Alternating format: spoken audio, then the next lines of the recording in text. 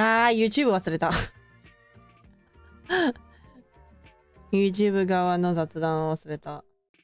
やっぱりね、YouTube 側にはもう少しやらないといけないな。もう少し注意しないといけないな。YouTube! Hey, ひーちゃん!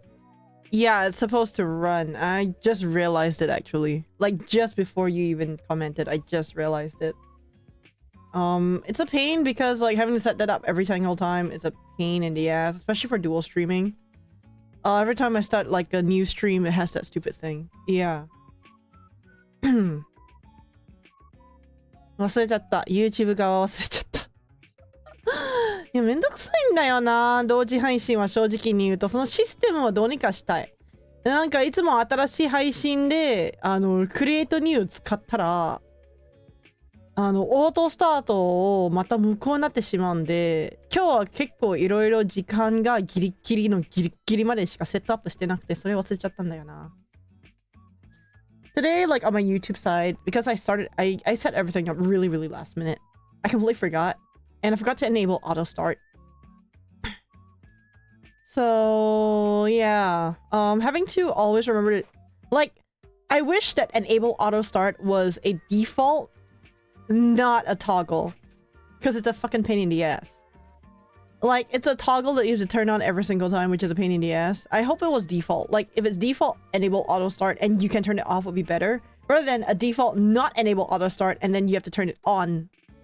It's a pain in the ass.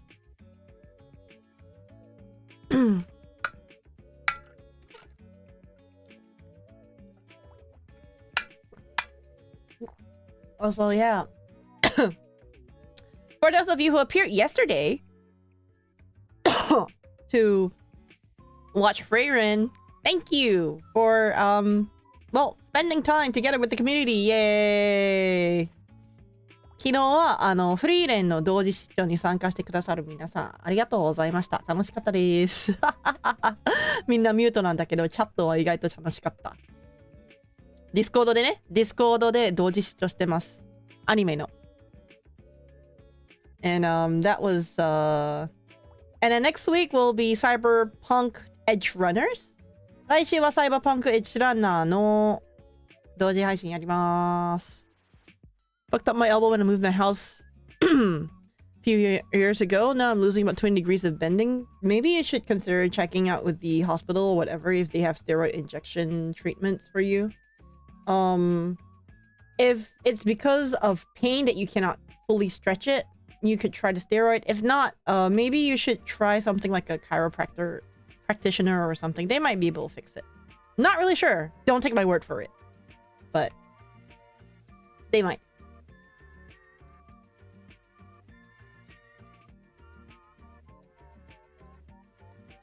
I mean, I'm not an expert or anything. I've just had multiple injuries over many years. That's all. And I would say if doctors go for a specialist clinic. Actually, don't bother with the doctor. Half the time they don't even know what they're doing, especially with like injuries. With injuries, usually doctors can't do shit for you. Learned that the hard way. Me looky here. All right, thank you.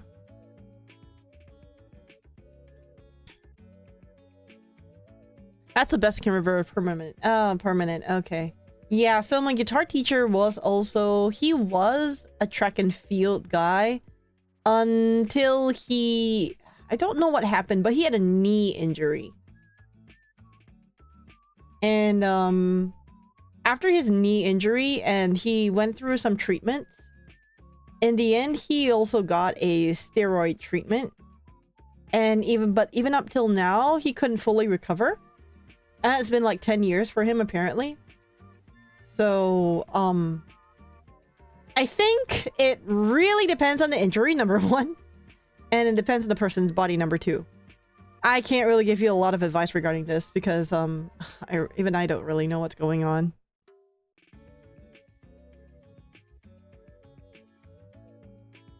But things like this, I think it's better to go, if you've already seen a doctor, try going for a therapist or, you know, a more specialized clinic or something.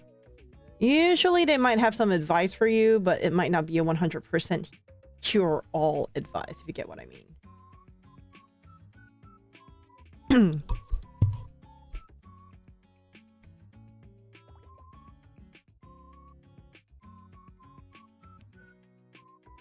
I mean, yeah, both are doctors, just most doctors are generalists until they get a specialist. So if you don't know what's wrong, go for a doctor. If you do know, get a specialist.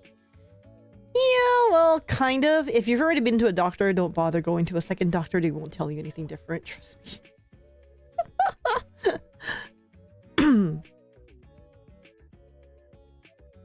Usually, well, the usual GP kind of people don't really know that much, honestly. Like, how do I put it? You go to one, they give you advice, and they don't give you medicine. The one that I went to, they didn't give me any medicine. I went there, the first doctor I went to.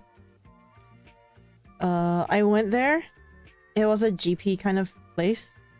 And the person was like, oh, you have this. I'm like, okay. What do I do? Oh, nothing. Just leave it. You'll be fine. Do you need painkillers? I think I'm good. Okay. That's it. That's all they did for me. And I'm like, what? So I took the chance to go to a different hospital. I took the chance to go to a different hospital and asked, and they were like, okay, we could recommend some physiotherapy for you. And I'm like, oh yeah, please, thank you. But the next appointment will be like in November. It was October, by the way. In November, start of November. Yeah, sure, okay, yeah, thank you. And in the meantime, I had a friend group who told me like maybe I should give like a hand therapist a go before like my physio. And then I basically just went for both doctors, both physio and the hand therapist, for about a total of 3 months. Racked up bills that were like about $1,000+ in total. And yeah, it still didn't heal, but it did get better until I think kicked it in my sleep and it flared up again.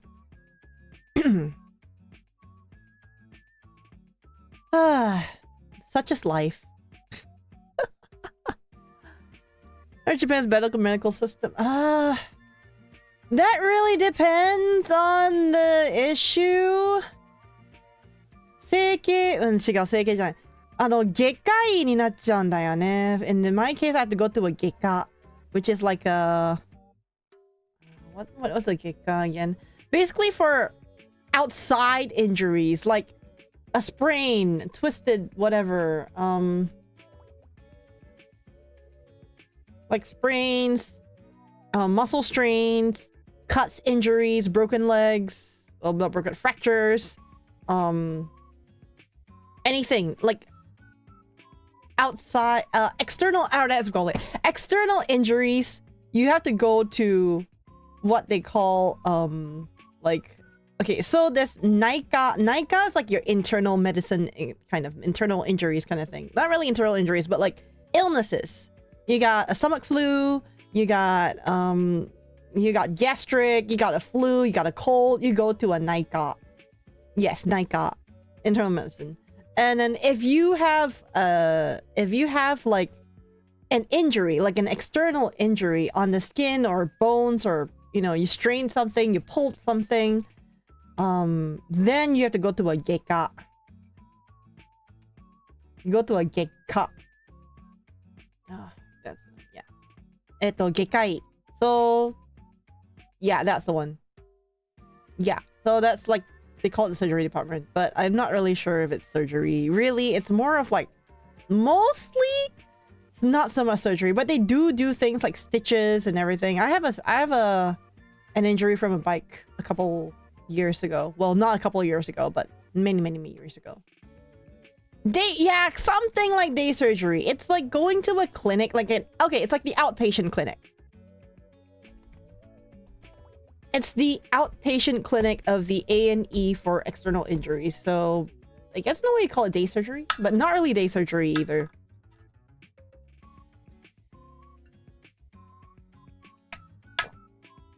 It's more like injuries that you can see in a way. Like ge ga soto, written as outside, right? So outside means like the physical, and then like naika is like internal, so it's like your colds, your illnesses, you know, things that deal with germs, bacteria and viruses. Yeah, that's in naika. So they split up that way, and you gotta like self-diagnose before you go to any doctor in Japan. Trust me, it's a bit of a pain in the ass, but usually we'd all just go to a naika. If it's an injury, of course you go to a geika, but if it's like a like I went to a naika with like a normal injury because I didn't know what was what. And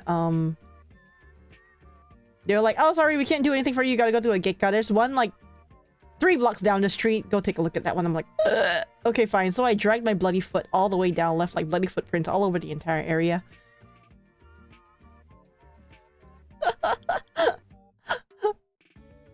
And in the train.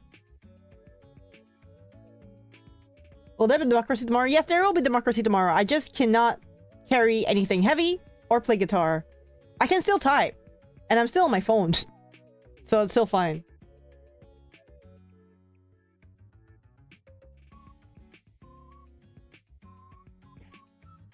It's just a bit swollen. My wrist is still a little bit swollen because of the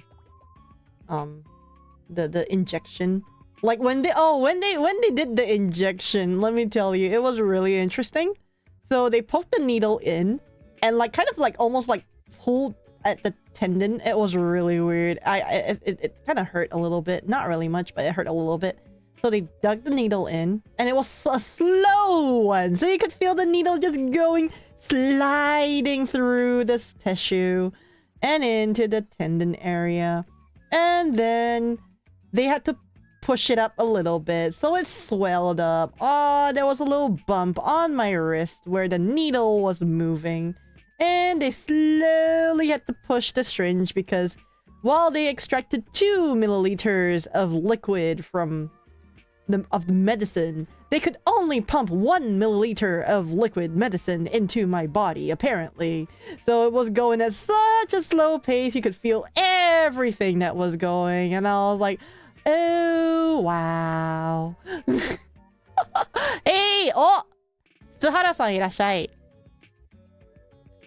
Hi. How do I explain this in Japanese? Let me think for a bit.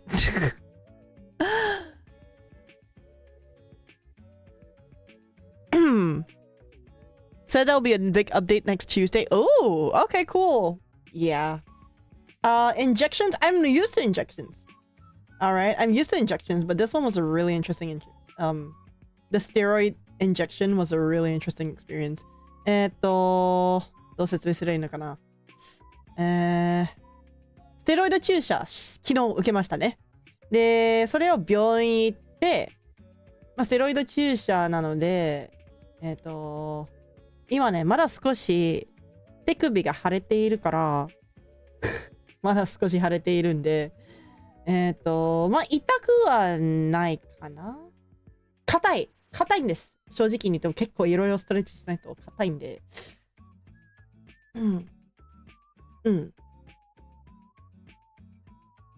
Are you gonna play Helldivers 2 tonight? Or just gonna talk? Just gonna chat. Today is a just chatting chill. I might play another game later on, but definitely not Helldivers tonight. Tomorrow, I will be playing Helldivers 2. Helldivers 2の配信は明日です。よろしく。私は毎日ヘルダイバーってわけではないんですよ。他のゲームもやってるから。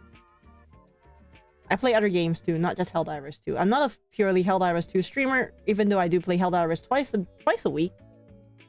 All my other days are for other games. And chatting.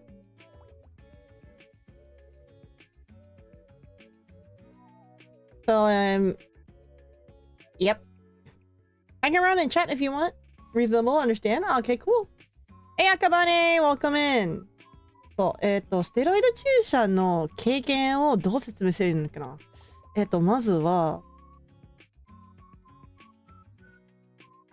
まずは、注射に関しては、めっちゃゆっくりです。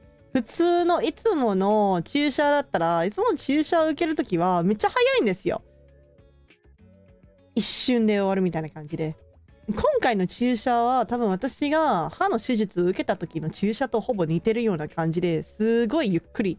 意外と痛くて。で、薬が入っているのもめちゃくちゃゆっくりだから、もう何でもかんでも感じるんですよ。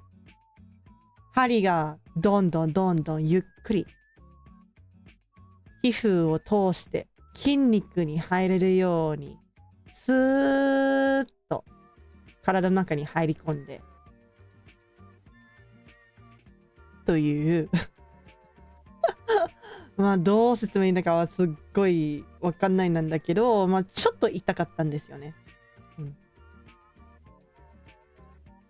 Medical system in most places not so terrible. It's not that bad. When your whole family got an influenza and pneumonia, private clinics are expensive.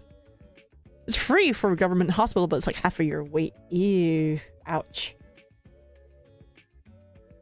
Like, for me, it's more of... How do I explain this? Like, when I made the appointment for this, it was surprisingly pretty quick.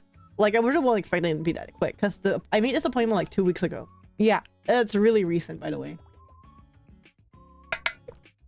They're like, okay, we can see you. We only it's only on the 26th that we have a slot. I'm like, okay, sure. Mostly not enough doses to pass around, so right now only elderly gets it for free. Oh, interesting. I actually don't know which country you're in, but influenza and pneumonia. Are you talking about the vaccine shots? Because I never gotten a flu shot in my life. I've never gotten a flu shot in my life, so I really don't know how they kind of work.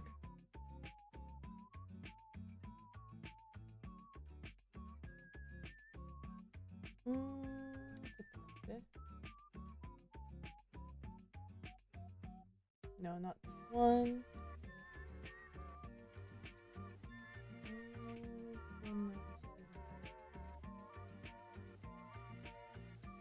There we go. Yeah, Malaysia, the whole country got scared because several elderly died from influenza and pneumonia. So everyone was rushing to get the vaccine because of the shortage. Wow. I've never had a flu shot. The only vaccines I've had were the compulsory ones as a student. And the COVID vaccines, of course.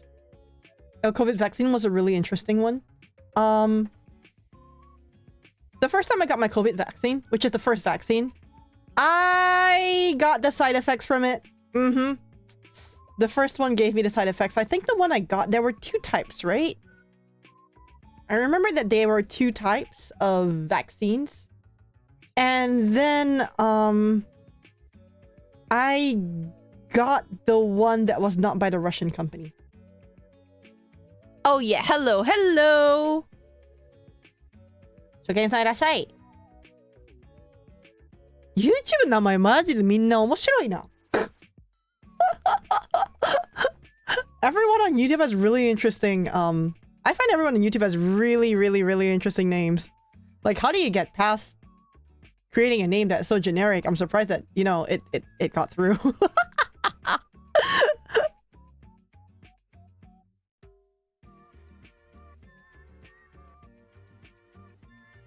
I did not get COVID vaccine, just developed my own antibody getting COVID.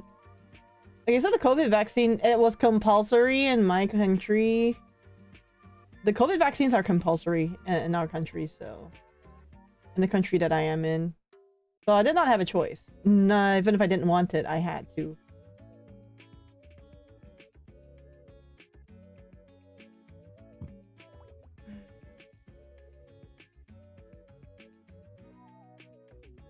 Okay, so the one I got was Moderna. The first vaccine I got was Moderna. That's the one. Woo! The side effects were crazy. We're stupid. Pfizer didn't give me any side effects, but Moderna did. The first one I got was Moderna. Oh my god. I had a fever for like 2 days. I think mine was Moderna and then Pfizer again. I can't remember, but Moderna gave me really bad side effects the first time I took it. Did I catch COVID then? Yep, I did. I got it around 2022. I got COVID when I was still working in my previous company in 2022. And then my manager caught COVID. I didn't know. And he sits right next to me, like right next to me. So he was like, oh, I'm not feeling so well, blah, blah, blah. And I'm like, oh, okay, you should take care of yourself. And then he left early on I think it was Wednesday or Thursday, one of those days, I can't remember, but it was close to the end of the week. That's how I remember it. And then I think it was Thursday. Yeah, it was Thursday. And then the next time he came, and then the next day he was like, oh, I caught COVID. I'm like, oh boy, oh, he caught COVID. Okay. Would be funny if I was the next one to catch COVID because of him. Lo and behold, on Saturday morning, apparently, I had work, so I still went to work, but I was, oh man, it was really fun. So, this is what going to work when you didn't know you have COVID, and you think it's just a cold, but you probably have like a really high fever that you didn't care because you had to rush to work because you were almost late, felt like. So, so I went to work. And it was a moving work, right? So I do relocations, type in everything. So I was at customer's house, helping them to arrange their, you know, baggage and stuff, the stuff, their cargo for shipping overseas. And I was there and I was doing all my stuff. And whoa, my head was spinning. I was short of breath. My head was spinning. My nose was a little bit iffy, stuff, but not that bad. And I was still doing work. And I think, and there were a couple of times where I remember I had to like lean against one of the walls in the customer's house to catch my breath because I was just feeling so bad and the room was spinning. But I still managed to somehow finish my work because I was the only agent available for that day and my manager was out because, you know, my manager caught COVID. So no matter what, I could not call it sick, so I just rushed to finish up my work so that I could go home and rest because it was just feeling so terrible. I went to work, finished up my work, called in, told my manager, the manager that's not sick, that I'm done with work. I'm sorry, but I'm gonna head home directly from workplace. I'm not gonna go back to the office.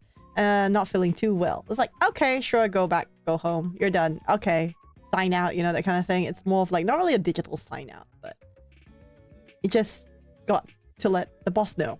So, let the boss know, head home, and I collapsed into bed. And I woke up in the afternoon, feeling way worse than I was in the morning. Out of, you know, just, you know what, it probably might not be, but let's just do it for the sake of doing it, because apparently we have a company policy where if you feel unwell, please take a COVID test. That was in 2022. So I took the COVID test and apparently, so like I wasn't feeling too well in the morning, so every morning we have to take the COVID test, right? So I took the COVID test before work and apparently I didn't have COVID. I was just feeling not well, but because it wasn't COVID, I could not call it sick. So I went to work.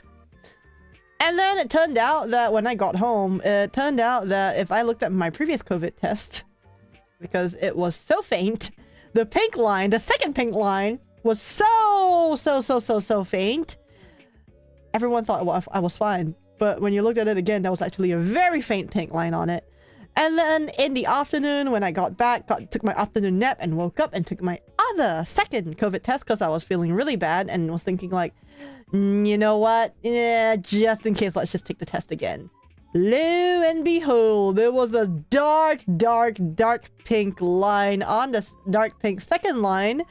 And I was like, okay. Took a screenshot. Sorry, no. Took a photo of it, sent it to the group, the group work chat thing. And yep, I caught COVID, except that mine was one of the more I was one of those who, if I get sick, even if the flu, if I get sick, I get really sick because I'm the kind of person who doesn't get sick easily in the first place. I might feel sick, but I'm not like truly sick. Most of the time. So when I get sick, like I can be in a room with 20 sick people and not be sick. But when I get sick, I pass it to every single person around because I always end up with the most dangerous contagious strain ever. And so basically my COVID lasted 10 days, by the way. Yep, my COVID lasted 10 days. For the first 5 days, I was running a very slight fever, high fever, slight fever. I was basically just pinballing between high fever and slight fever. I had painkillers, so that's not too bad. And then I also was, it was so hot. I just felt so hot every single day, even though the air conditioning was on. Even though everything was on, it just felt so hot. Like I was steaming in my own clothes. Like it was a microwave. And, after a while, I decided that, you know what? Let's just try this. So coconut water was a lifesaver. I guzzled coconut water 1 liter a day. Was it 1 liter? Yeah. 1 liter pack a day for 5 days straight just to keep my body temperature down. Oh, hey Miko. Hey Verlistra.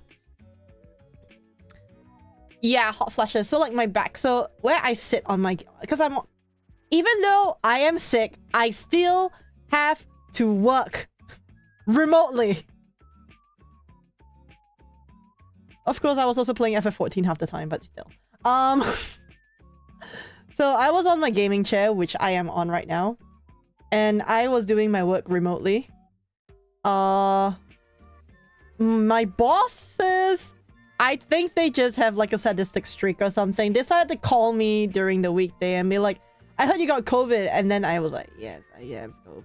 And my voice was like, it was really terrible. Basically for 5 days, I had the hot flashes. So my back was like it was like a dry, hot kind of thing. Not like a sweaty, hot feeling, but like a dry, hot. Like when you put... How do I explain it? It's like the air conditioning is on, so you're not sweating, but you're feeling hot, and then you're pressing against the pillow, so it gets even hotter. So it feels like a microwave between your back and the pillow. That's basically what I felt like for 5 days. At the same time, I had no voice. And because I had COVID, I cannot leave the room. So, I communicated with my family through WhatsApp. I'm like, I'll open up WhatsApp and be like, can someone send, please bring water to my room. Please bring coconut water to my room. Can I get a glass of water?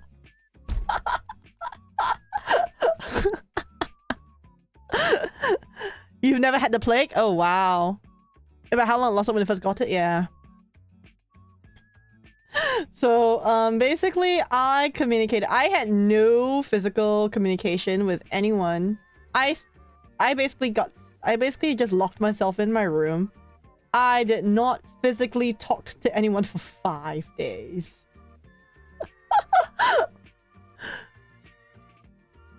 Basically because I had no voice.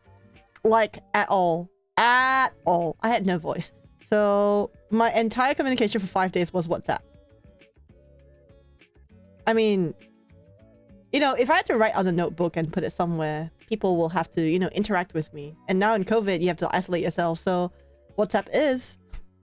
There was a small little stool set outside my room where people put... Where you know, I basically felt like an inmate, but a very comfortable inmate. Because, you know, it's my room, there's aircon, there's my computers, and there's my bed. So... basically it's a stool set outside my room where people will put the tray of food or drinks or whatever, but basically that was my only contact with the outside world for 5 days. Well, almost 10 days actually, but yeah. I got my voice back after the 5th day. Wait, 5th or 7th day, one of them.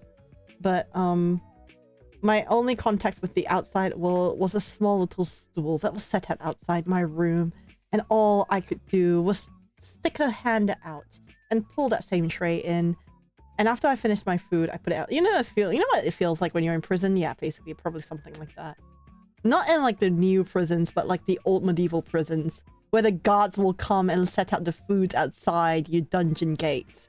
And all you can do is just stick your hands out through the grates to pick out one item at a time. Well, not really one item at a time. I could pull a whole tray in, but you know.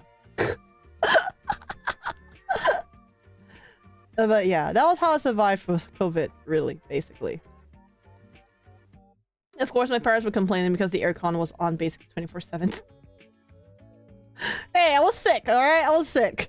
They can't blame me. But yeah, I still do work. Because I can't talk, so I don't have to call any customers. But they still sent me work. I still had to check my emails and everything. That was a pain in the ass. Hey, Hafiz, welcome. So we were just talking about my experience of COVID.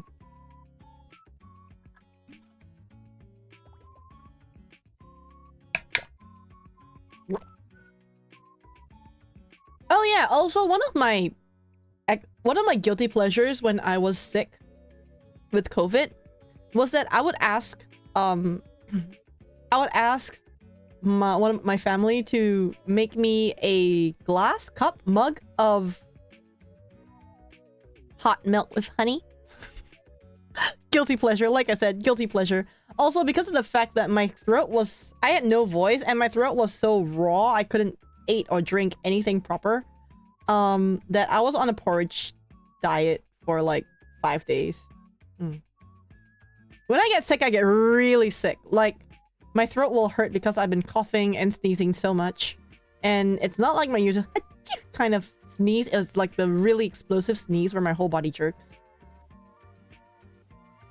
I'm surprised you could even eat or drink properly. I don't have cravings. Okay, look. So the reason why the hot milk thing became like my meal was because I could not eat or drink anything else. And I needed something to soothe my throat. So honey with hot milk. The hot milk made it easy to kind of replenish, like, you know, the nenmaku. How to explain nenmaku? To wet the throat and, like, you know, create some mucus. Like the mucus membrane. It kind of replenishes the mucus membrane of your throat. The honey helps to soothe it. And it's warm, hot. It's warm milk with honey. Basically because I couldn't eat anything else. Even porridge was a pain in the ass to eat. Half the time I eat like half the bowl. And it's like a small rice bowl. Not the big bowls. But the small little rice bowl. Like almost chawan kind of level. Like almost a tea bowl kind of level. And I would like eat 2 or 3 spoons that I can't eat anymore. So most of my diet was warm milk with honey during COVID because that was all I could take. Until my throat got better because of the coconut water. Even then, coconut water was only after the 3rd day when I realized, like, someone in my room, I mean, like, Asians, right? Or they're all like, oh, why don't you try coconut water? It should calm the heat of... It helps to... I think in the Chinese way they say liang or something. About, like, cooling your body. The heatiness of your body. Yeah, the heatiness of your body. So, oh, trust me, my voice hasn't been the same since I got COVID either. I sound really different now. Hey, H2B2T. Irashai, welcome.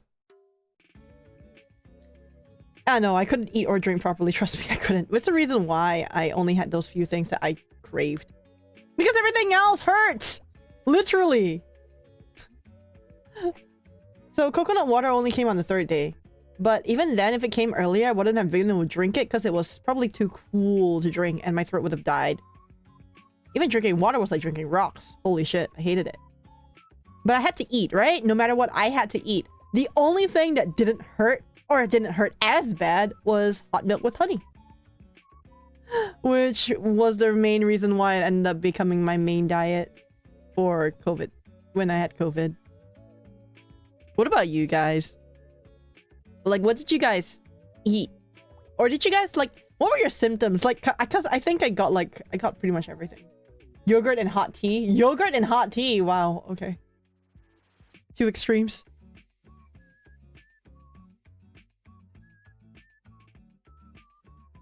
For me, it was more of, like, I would just... Huh. Good question. I didn't really... I was mostly either sleeping on the PC the entire time. Didn't really do much, really.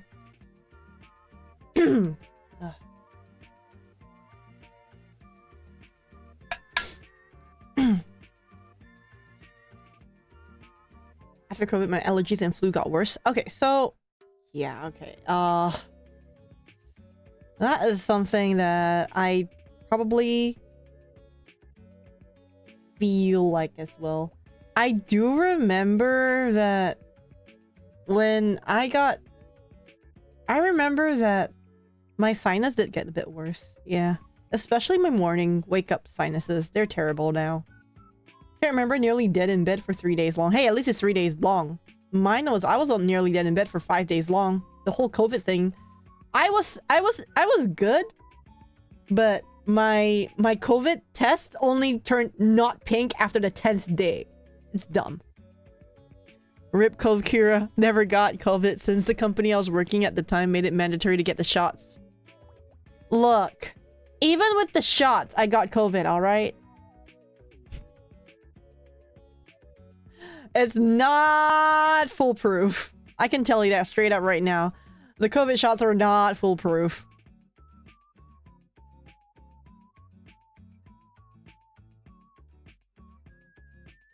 So, we all got the shots. And then there was this point in time where you had to take a COVID test every single fucking morning before work. Usually that's how they would be like, okay, you're good to work today. And if you feel unwell, you can probably take it a second time, I guess, or something like that. But yeah. And companies were giving away free COVID kits as well. I had like a whole bunch of art kits from my company.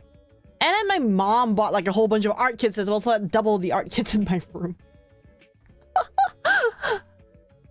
And so just to be sure, I used 2 types of art kits to test my COVID. They both came back positive, so yeah. Fair enough, but thankfully never got COVID, so I don't know how I feel about it. On the other hand, the cold and fever did hit me hard at times for no reason. So, I used to get, and this was a while ago, like, about 10 years ago, when I was still a student, I would get influenza once every year around the Christmas period without fail.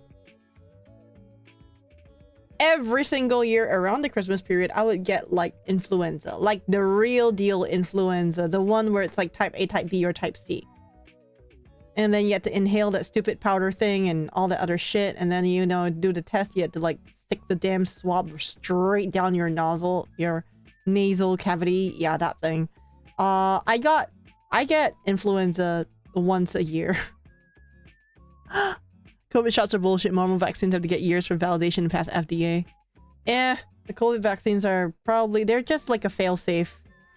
But they weren't really foolproof either. So I really don't know what to say about that one, honestly speaking.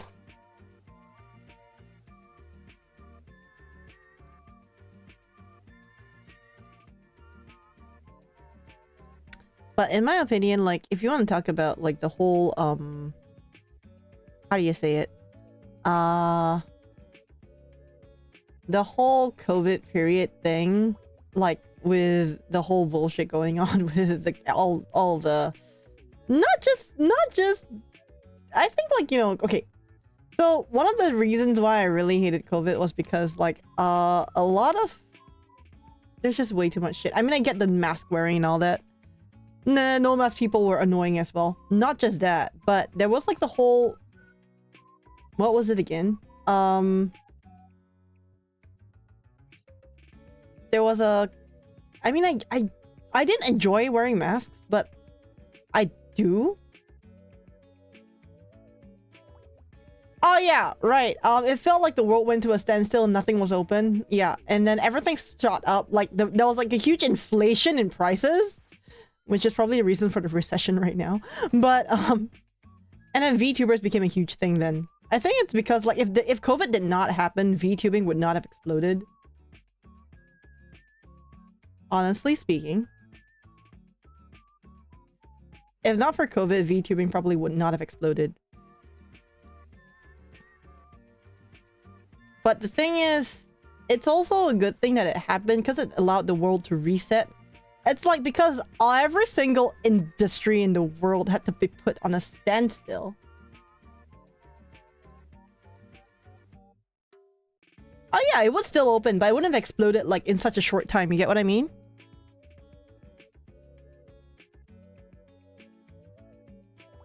Yeah. Hey, Arcades. Don't watch VTubers except you. Are you serious? Yeah, I'm actually really surprised. But a lot of the people who watch me apparently don't really watch VTubers. Most of them are like they either watch normal streamers. But for some reason people watch me as a VTuber. So yeah, I guess I honestly for the first few months I didn't dare call myself a VTuber because number one, I did not pay anything for my assets. They were cheap. So I didn't know if it was considered right to call myself a VTuber. But yeah. But honestly, I would say something about like, okay, so the one thing about COVID was that number one, it gave the world like, it put the world on a standstill, put everything on a pause button. And in a way, it's like, it allowed the world to recover from all the bullshit that was going on. Like the amount of pollution and global warming and for countries where there's a lot of deforestation and haze and all that, those did not happen during the COVID years. Things were nicer. The air was, well, I wouldn't say cleaner because it's full of germs, but full of COVID germs, but technically it was less man-made polluted in a way, I would say. You don't get like, it was probably like just because it was full of COVID viruses and stuff. But I would say like at the very least, one of the good things about COVID is that it allowed for digital expansion for most industries. Even though because of the fact that COVID happened so suddenly, a lot of things had to be rushed. Like digital infrastructure had to be put on highest priority, and a lot of places did not already have a fully functioning digital infrastructure. And that made things really messy with a lot of countries, I would find. So this was one of the things that, while speeding up the digital infrastructure and the digitization of the world was something that probably could be seen as a good thing in the long run, the fact that it happened so abruptly and quickly was probably a little bit, you know, not exactly the best. People blame cell towers for some reason. I was saying the shots had microchips in them too. A lot of fun things I remember still. I also remember how much space you had to be to even in the gas station when paying for your stuff. Oh yeah, social distance! That was the one thing that I really hated about COVID, I think. The social distancing. It was a pain in the ass, really. It was the biggest pain in the ass. Because queues became like 10 times longer because of social distancing. Sorry, it was Andrea Vits on my reels, but Shiley is where I got across a very VTuber. I only ever watch Hololive, so I don't really know about the English. I don't watch English VTubers in general, like at all. So yeah. A great drop in misquote population in some areas. I barely see misquotes as much as I did pre-COVID. What are misquotes? And for a moment, I thought I was almost reading it as mikotes, which is like the race in FF14.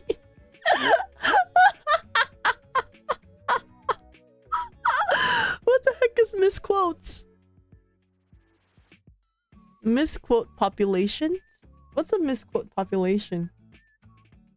Mosquito!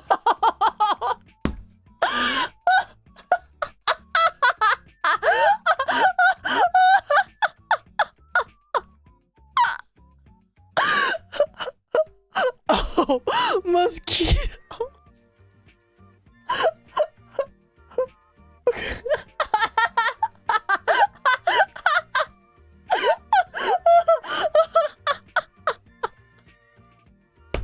Misquotes.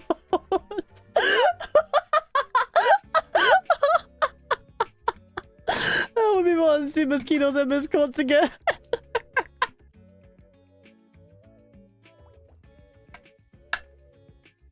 I thought mosquitoes and misquotes. Oh my god. Okay. There was a great drop in mosquito population. Barely see mosquitoes. Huh. I'm actually not too sure. But I think, like, at least... Damn autocorrect.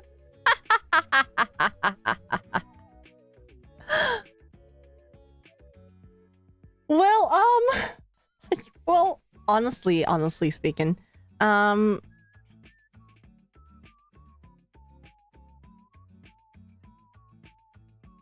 translator got it right.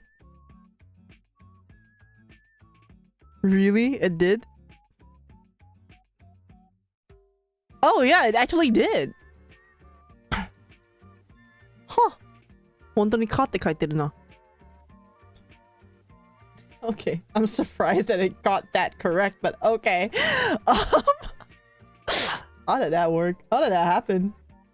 Mission failed successfully. So yeah, I live in a place where there's a lot of mosquitoes. I hate those. I hate mosquitoes. Right now, I even have the electric racket thing, the buzz thing. I'm not sure if they're flies or mosquitoes, but they mostly feel like mosquitoes because I do get bitten once in a while. But a lot less than usual because I do have mosquito prevention stuff in my room.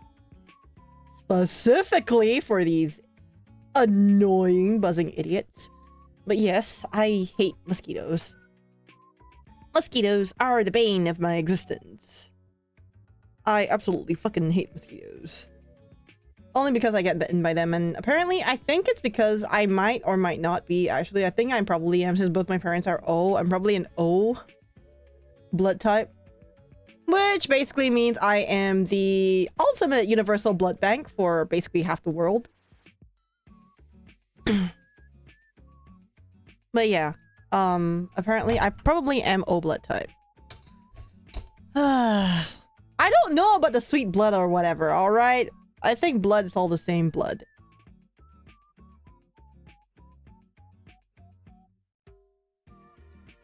Not sure though. I'm really not sure though.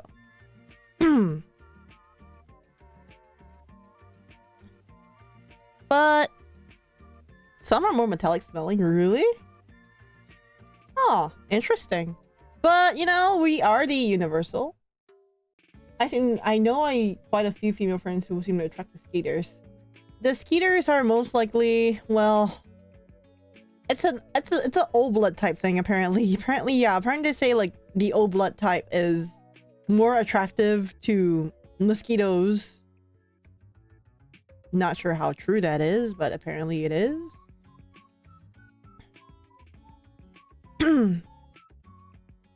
However, yes, I hate mosquitoes. One of my worst mosquito issues was actually, I'm not even sure if they were mosquitoes or they were bed bugs, but I had like 5 bites on each leg, which was really terrible. Which is why I decided to put like that electric racket thing in the corner just in case. And oh yeah, sometimes when it goes off, it really goes off, and it sounds like an explosion. Because like the mosquitoes fly, or whatever it is, whatever insect it is, fly into the racket, and because it's electric, it gets zapped and they die. I should probably start to clean up the corpses of the mosquitoes or whatever else is around that table, but it's probably a lot of them.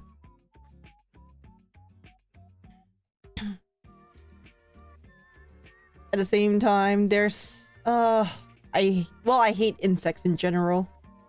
Spiders and arachnids, like scorpions, whatsoever, they're fine. But no insects. Oh, and I hate centipedes as well, yes. No worms, no bugs, no worms, no bugs. Butterflies are, I guess they're fine.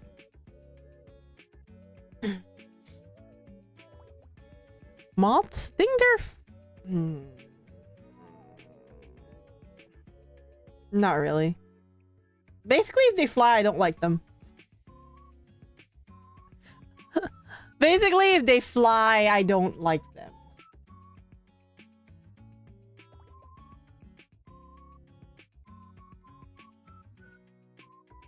Toberu yatsu ichiban kirai nan da yo na.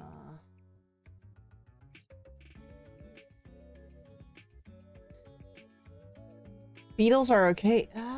Some of them, I guess. Oh, is the camel spider the big gigantic thing? I'm okay with spiders though. I like spiders. They're cute. I love tarantulas.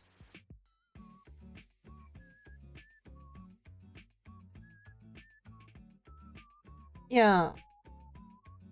Big nuisance here, US and Japanese beetles. Like at work, we literally hire whole groups of workers to make sure they don't board aircraft. Yow. Here should come to Australia. Yeah, I probably should. I've been to Australia like when I was 5.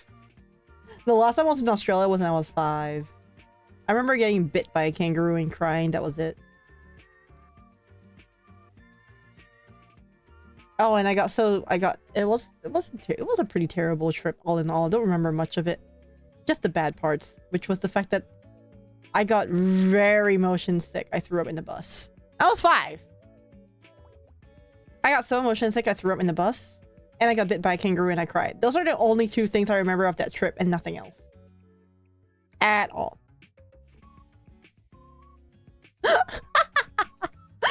Whether it was a good or terrible trip or I don't know, but I remember that's basically all I know of and remember of my trip to Australia. I wish to properly go there again, maybe one day in the future if I ever have the chance. But yeah. Oh, and New Zealand. Apparently there's this bakery on Leeds Street. Hey, TechBat! There's this bakery on Leeds Street. In... Where is it again? Washington? Wellington. In Wellington. In New Zealand. Wait, was it Wellington? I can't remember. You can just go Google Leeds Street Bakery.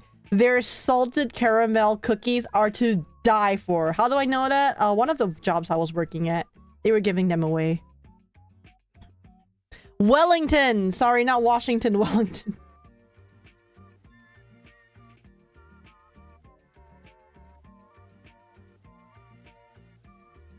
So, I had a job with that involved the New Zealand Tourism Board, the government New Zealand tour, the government tourism board of New Zealand. Wait, yeah, the New Zealand government tourism board. They came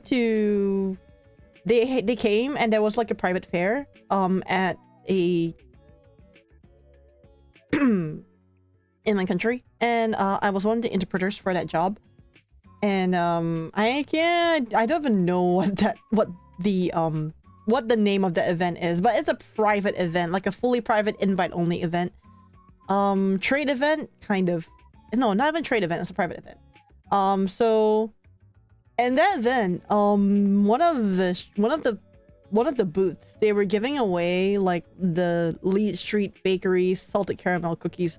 Oh, it's so good! It's not overly sweet, has the right amount of saltiness, and there's the caramel. Oh, it's so fucking good. I tried to recreate it and I burnt everything. I've been to a few reptile expos that have a lot of bugs in them. Quite a few spiders and tarantulas too. Having one in your arm felt rather nice, though touching a monitor lizard and a beautiful albino python felt so nice. Albino python, they're so adorable, aren't they? The pure white snakes. Oh my god, an albino python. They're a lot less rare than I expected them to be, though. Honestly.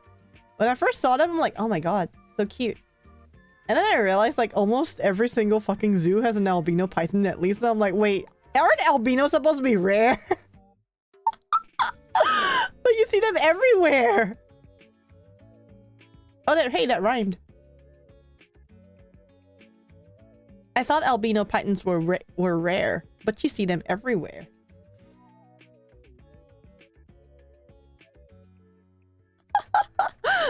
That rhymed! I made a rhyme out of nowhere. Anyways. No, but really, I think like, okay, so I know apparently that Lord of the Rings was filmed in New Zealand. Sure, but let's say a touch one. Hope I get a chance at feeling one of it. Hope others get a chance to feel one too if they can. Oh yeah, they're really nice and surprisingly smooth and kind of soft. I felt one before. Only felt one. I don't think did I put that around my neck? I don't remember if I did the one where they allow you to, you know, wrap it around your neck, but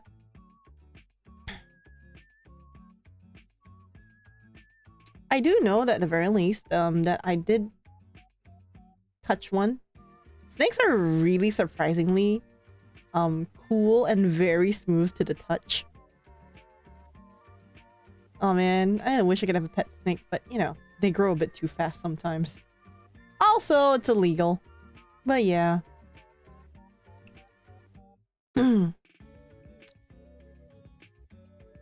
Oh yeah, so where was I? Oh yeah, COVID. COVID. You know, speaking of that one around my neck. Oh, nice. You know, speaking of COVID, it reminds me. Oh yeah. I think it was around the COVID time, right? Plague Inc. became like the best-selling game.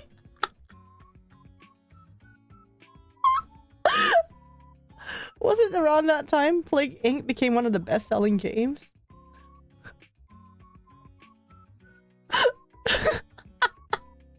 I have the game too, by the way, Plague Inc.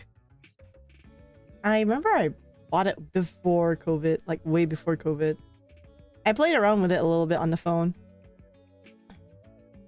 The goal was to kill the entire world with a pandemic. And if everyone caught the pandemic and died... I was playing Plague Inc. when it first came, so to see it get popular due to COVID had me laughing. I know, exactly. Oh man, I swear, like when I saw it like explode during COVID, I'm like, yeah, it makes sense. There's this actual I never played the phone version, never played the one that eventually got on everything. Oh, I have it on Steam though. So okay, so there's another game. It's actually a board game. I don't know if you guys know of tabletop board games, TRPGs. There's a game called Pandemic.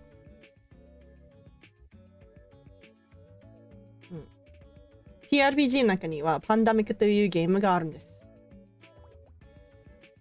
Yep. So that game, I really wanted to play it, but I don't have anyone that has it. I know that game. Oh my god, everyone knows that game. I'm surprised. I really am surprised. Like, okay, so this game, I really wanted it. I actually really wanted to go to a board game area to play that game. I also have like friends who play TRPGs, but we don't. It's not really a lot of us. So as much as I really want to play with a lot of people, I don't really have that many people to play with, sadly. But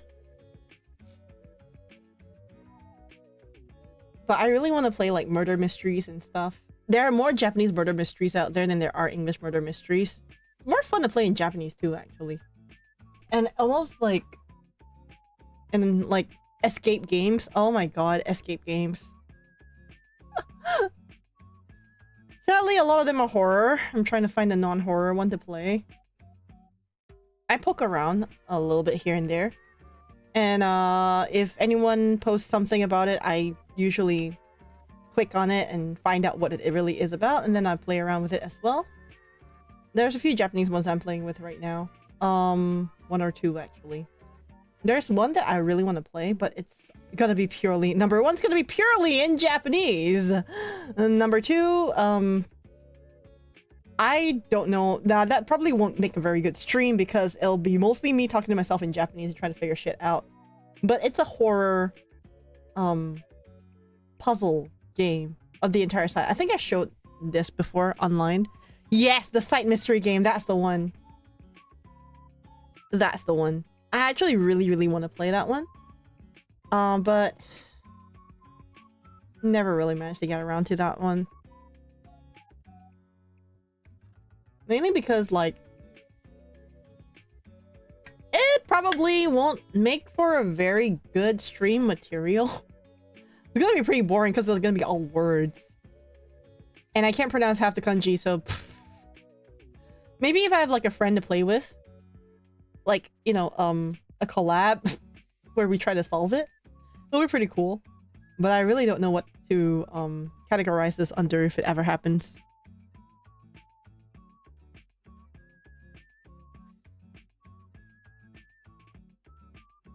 But that game, I won't really call it a game, it's just a puzzle. It's just a really big, it's a website puzzle, I guess. But the clear rate is as low as 6%. So on the other hand, I watch a lot of, okay, so I don't like horror, right? I apparently, I don't hate, well, yeah, okay, I kind of hate horror, but I still watch and read horror. Like, for some reason, things like mockumentaries really interest me, and I like watching explanations, walkthroughs, and or like explanations of the lore of horror games, like the really obscure horror games. Like, I watch people play and explain it, and they make like a whole video, not really a walkthrough, but like more like a summary of the whole game kind of thing. I really love watching that, and mockumentaries as well. Much love from Chicago. Hey, Puppet. So there's like this I actually okay, right now if I open up YouTube, you're gonna just see a whole bunch of Chinese drama shit. But I actually really enjoy watching like mockumentaries. Like, how do I put it? So it's basically a man-made, it's actually like a movie that is filmed in like the format of a documentary, but it's like a horror kind of documentary, and so they call it a mockumentary because it's a mock-up of a documentary. So yeah, I actually would love to show some of them. And it'll be pretty cool to react to some of them, I guess. Actually, do you guys want me to do reaction video stuff?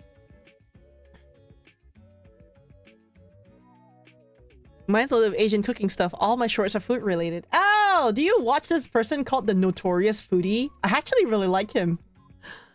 Even if his ending is always kind of abrupt half the time, but yeah. The guy who throws the towel at the camera whenever he finishes eating.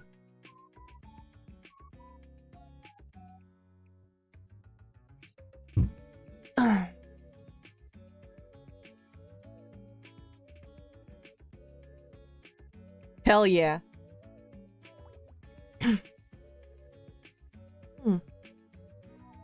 Oh man, sorry. I have Twitter open right now while I'm streaming. You gotta do food react, do the obligatory Uncle Roger stuff. No, not food. Like, I don't know, horror or Chinese dramas. My friend said I could try reacting to Chinese dramas because like they're such tropes. But I don't think a lot of you guys are interested in that because honestly speaking, number one, they're all romance. Number two, they're all very shoujo-ish. Actually, more josei actually. They're all very josei. They're kind of targeted towards housewives. Bored middle-aged housewives. So the content is really not something that I would do with regards to react videos. But I think horror mockumentaries would have an interest in with everyone. That's hilarious, but yeah. I mean, anime? No, not anime. It's like, I've been watching a lot of Chinese dramas. Shorts! Chinese drama shorts. Compiled into one and then put on, and then they upload to YouTube kind of stuff. And basically it's like, you know, those webtoon Chinese or Korean webtoon stuff with like the palace intrigue or reincarnated into the villainess or reincarnated into this cannon fodder character and trying to change fate and all that kind of stuff. Yeah, it's basically those. I just found out that while well, Japanese just recently got into like the whole isekai trope thing where you get reincarnated into the villainous no, first it was reincarnated into like a slime, right? Or a vending machine or whatever. Japanese reincarnate into objects. The Chinese and the Koreans are more of reincarnate into a princess of this blah blah blah. Well, recently the Japanese have gotten to the whole reincarnate into a villainous thing. Oh, but those are really good though. However, a lot of these are light novels and not manga and not anime, so it's a real pain in the ass to find a lot of good ones recently, honestly speaking. I actually did try to look up, try to find some good ones, but they're all really incomplete. US soap opera shows, middle-aged stay-at-home moms. Oh, trust me, I would think like compared to the US soap opera shows, the Chinese and Koreans do their dramas, their romance, trashy romance, palace intrigue or reincarnation dramas a lot better than a lot of places. They're not really targeted. I would say that they're targeted towards like mostly females around late 20s all the way up. Never watched any Chinese drama bullshit. Oh, they're actually pretty interesting. Like if you like if you enjoy things like if you enjoy things like the Chinese palace drama stuff, you'll love them. But if you don't, then it's probably not for you. Your mom loves my mom loves it too. Your mom loves it. Well, yeah. It's more, like I said, it's really targeted towards females, not so much on males.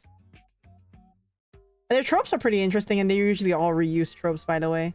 I actually find like the exact same storyline, even with the exact same character names, in like 3 different versions. 3 different versions of the exact same thing. Yeah, trust me, it does exist.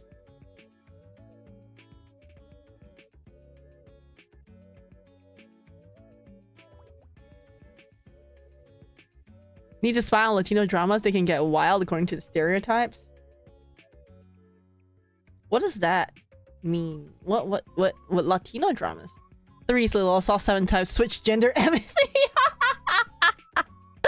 Well, I'm off again, best wishes. Yeah, you too. Have a great day, puppet. See you around. But yes, I do. Yeah, there are like I'm actually on my 10th version of the almost exact same plot. Different character names though, but they're almost of the exact same plot of basically like a grand sect master of Taoist cultivation being transmigrated into the body of transmigrated either into the villainous or either into the villainous or the cannon fodder family, and then like the cannon fodder family will like die seriously stupidly tragically, like it's seriously stupid tragic. The mom will first the eldest will die this way, then the sister will die this way, then the brother will die this way, and the father will die this way, and the mother will die. Basically the entire and on top of all of that, the company goes bankrupt and they get erased off the face of the earth. Yes. It's really dumb. Ah, Ukkari yeah, Hachihei-san. Konbanwa.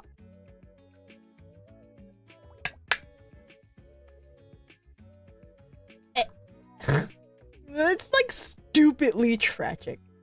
Everyone dies. The company goes bankrupt. They get wiped off the face of the earth. The entire company, the entire family ceases to exist. And then, and then on top of that,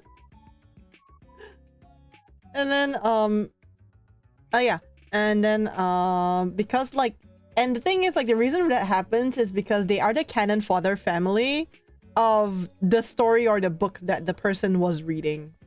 Yeah, it's dumb. It's like because they are in the way of the main character getting to the happy ending. They have to die in such tragic ways. So the main character transmigrates into the body of the fiance and or wife and or girl of this cannon fodder family, and they try to change the fate of the family. It's hilarious.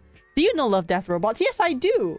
あと今日は雑談配信です。はい。雑談配信そうだね。雑談配信。時間あったらまた後でゲームか何かを見ながらみんなと話すなんだけど、とりあえず今は雑談配信です。For now, we're just gonna chat. I'm not sure if I'm gonna switch to a game later on or not. Probably. We'll see how. But today we're just gonna chat and see how. But yes, I do know Love, Death, Robots. It's not bad, actually. About the 3 robots in a post-apocalyptic world where there's pretty much no one but them left.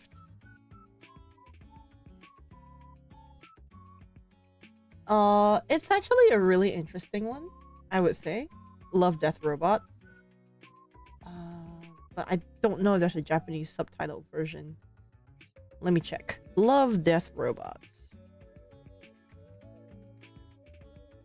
Love, Death, Robot. あるわ。Love, Death and Robot.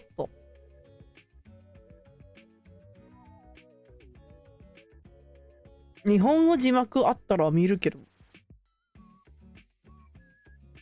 That's one story. It's a collection of short stories. Yeah, basically. I watched a couple episodes, I think. Only a few. I didn't watch the entire thing. そこまで見てないんだよな。でも面白かった。割と。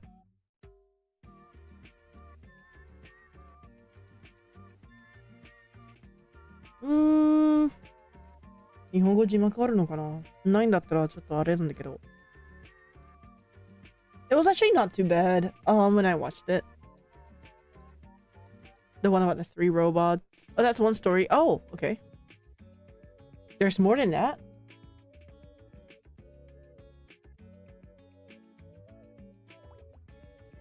Huh. Ooh, okay.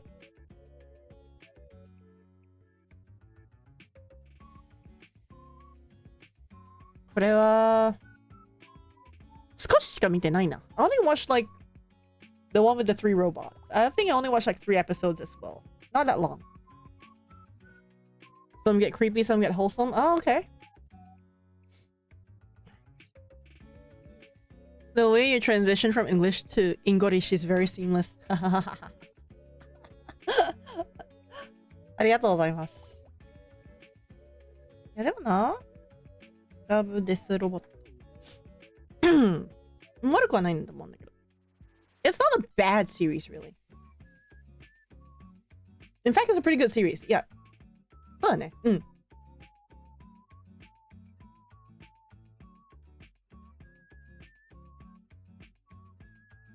Imagine if you heard Spanish. No hablo español. Not yet, at least. I do want to learn Korean, though. 韓国語を勉強したいんだよね。韓国語も話せたら最高やん。英語、中国語、日本語、韓国語。There are 2 personas of Kira, one in English, one in Japanese. You are not wrong.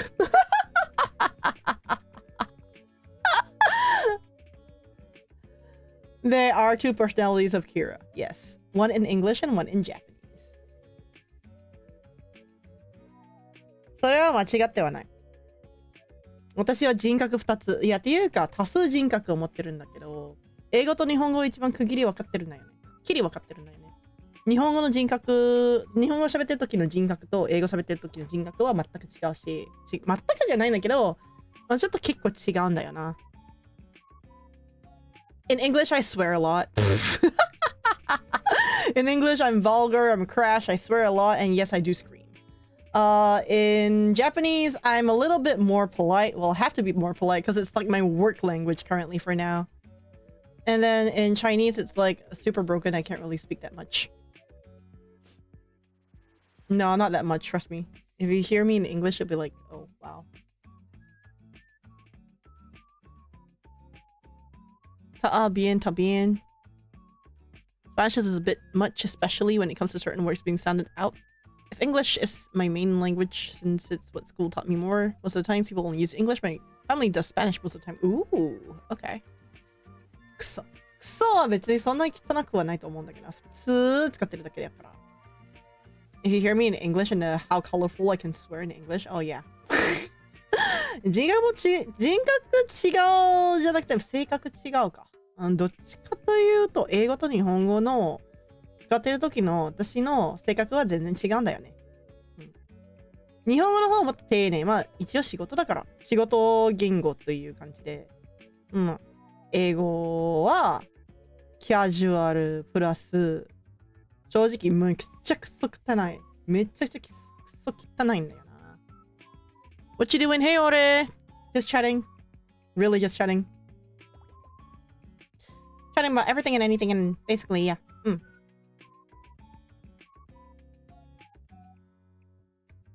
まあでも雑談配信に関してはやはり日本語の方が雑談配信がなんて言うんだろう。人気かな？How's the weather? The weather is... Actually, I'm not sure. Might be a bit on the... Hold on. Not raining, apparently. For once.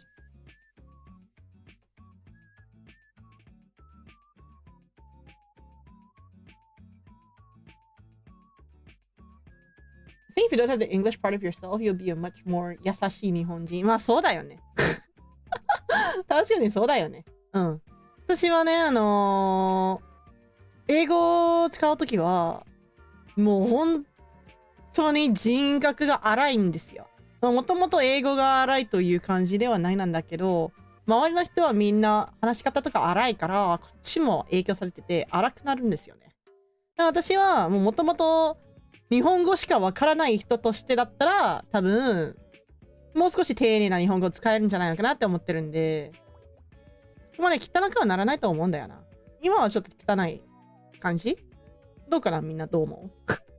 I don't know what people think, but I find like when I speak English, I'm a lot more crass, a lot more vulgar, definitely not polite at all.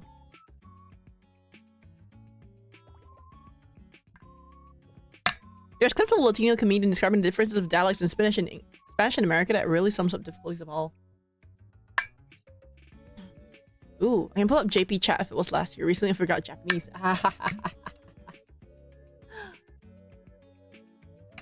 Recently I half revived my Chinese.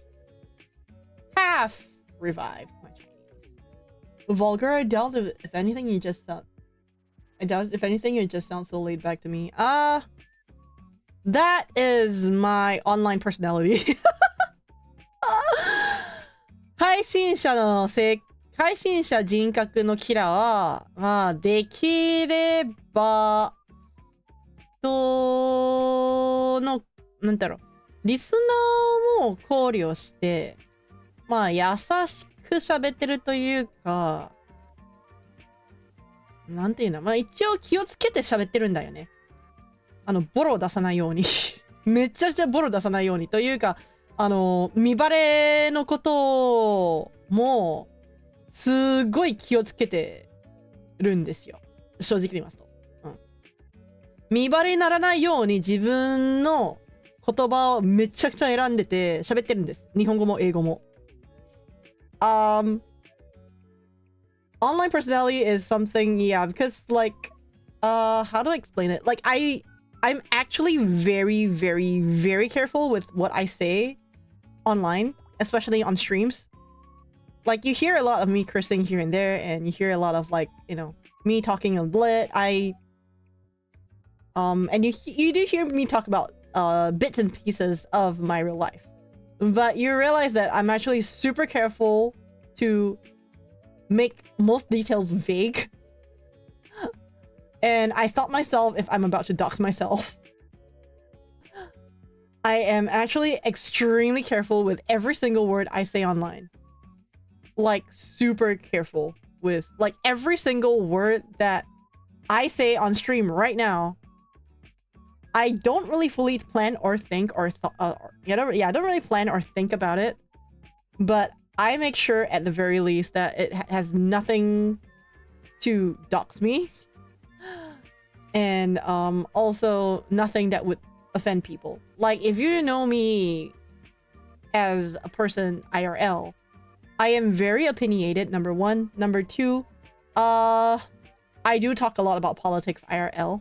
I do talk a lot about like a lot of stigmas, a lot of very controversial topics, which I do not want to talk about on stream because Twitch and YouTube.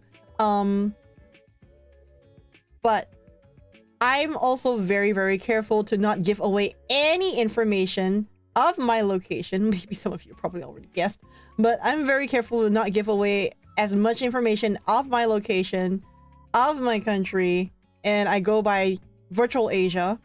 If you look on my Twitter profile, I say I'm from Virtual Asia. But I am very careful to not give any details at all. Super careful, like a bit too careful sometimes. Because everything I say can come back and bite me back if I mess up. Considering how famous you are, you're gonna be called if you... I'm not that famous, I don't think so. Considering my Twitter exposure and my CCV. But... yeah. めちゃくちゃ気をつけてます。正直言いますと。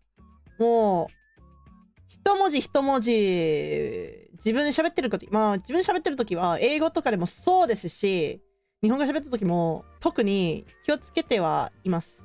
日本語は特にそんなに気をつけなくてもいいと思うんだけどな。正直何言っても絶対見バレにはつながらないから別にいいんやけど、英語は特にすっごい気をつけてるんです。一人一人、もう本当に、文字一つ一つをいちいち考えて喋ってるわけではないし、別に、これ、今日はこういうことは喋りますみたいな感じとか、全然もうやってないんですよ。正直言いますと。全然やってないねんけど、口出す前、このことを喋る前に、頭も、別に喋ってない、別に、通ってないわねんけど、喋ってる前に、口から出るその文字の発音を出す前に、これ言っていいのかっていうのは一応考えちゃうんやな。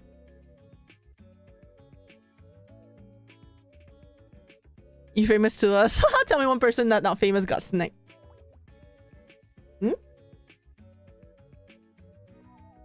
Yeah, and what I talk about is reinforced by my company policies. I say too much, get axed. Yes. I work with a lot of media companies. I remember when you stream together with a few Japanese streamers, you guys always greet each other when the game starts, which is quite interesting for a gaijin like me. 挨拶大事だからね。You have to greet. Greeting is very important. At least I feel so. And usually it's like 一言だけ. You only say like a very, very short introduction of yourself. It's like, hi, do your like for me, コンピカル、キラヒカルです. Then you'll be like, what kind of, you don't really have to go like VTuber. You don't be like, no. It's like, よろしくお願いします. So in my opinion, for me in Japanese, like, はい、コンピカル、キラヒカルです。私、ENJPVtuber サイバーバンク整備士系 VTuber です。Then, このゲームは始まっ、then whether or not you played this game before, then, what you hope for this game, よろしくお願いします。And that's it. It's a very basic kind of thing that you kind of learn from like watching the bigger VTubers do. Yeah, it's a very basic VTuber line. At least for those of you who watch Japanese corporate VTubers. For those of you who watch English, I'm not really sure how it is, but I know like for English VTubers, like most people don't greet.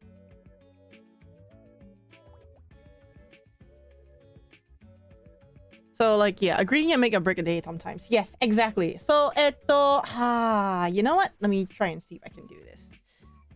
So the way I was taught in school was that we had this greeting.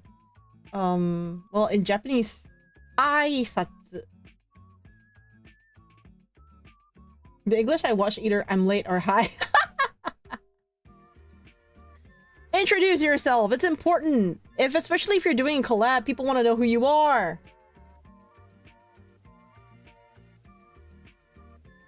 The streamers I watch do a greeting one in specific, even goes out of his way to say hello to everyone who can. Ah, okay. Like, I would say, like, one thing about greeting is, like, in Japanese, or at least in Japanese culture, for example, especially in Japanese culture, it's very important. Aisatsu. Ai. Akaruku. I. Itsumo. Tsu. Tsuide ni. Sa. Aisatsu. ごめん。明るく。いつも。最後に。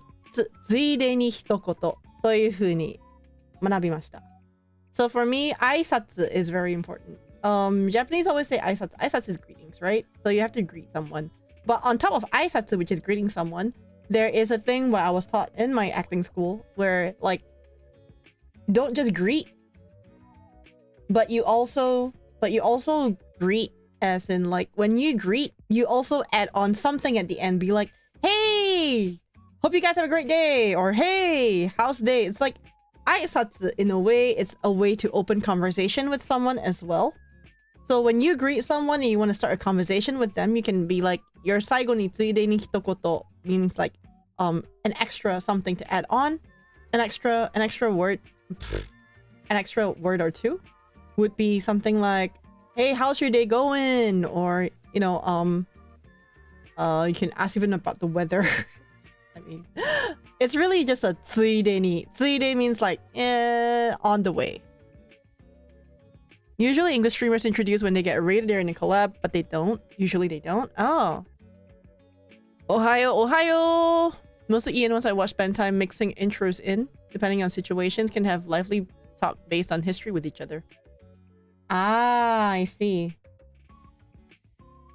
I mean, if you're gonna game with each other, there's kind of like no time to even add there's no time to kind of like, you know, mix in your intro, talk,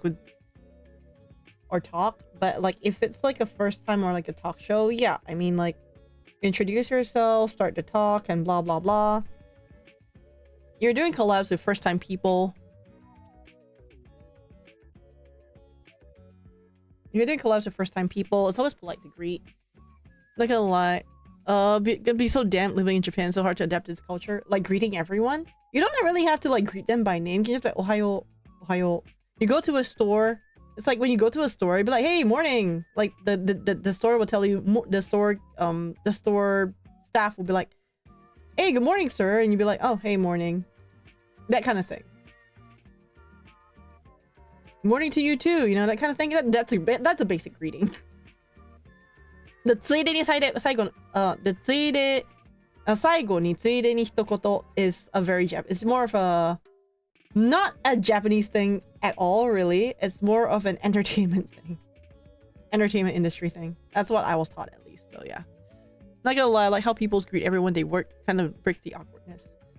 Yeah, I mean, like, personality really plays a big role in this thing. It really depends on like who you are working with. Especially like, so when we did the whole when I did my collabs with people, like my horror collabs, there's gonna be, by the way, I'm gonna have an Among Us collab again with a different group. But this is a collab. I don't know how it's gonna work, but apparently no one's allowed to speak English during this collab.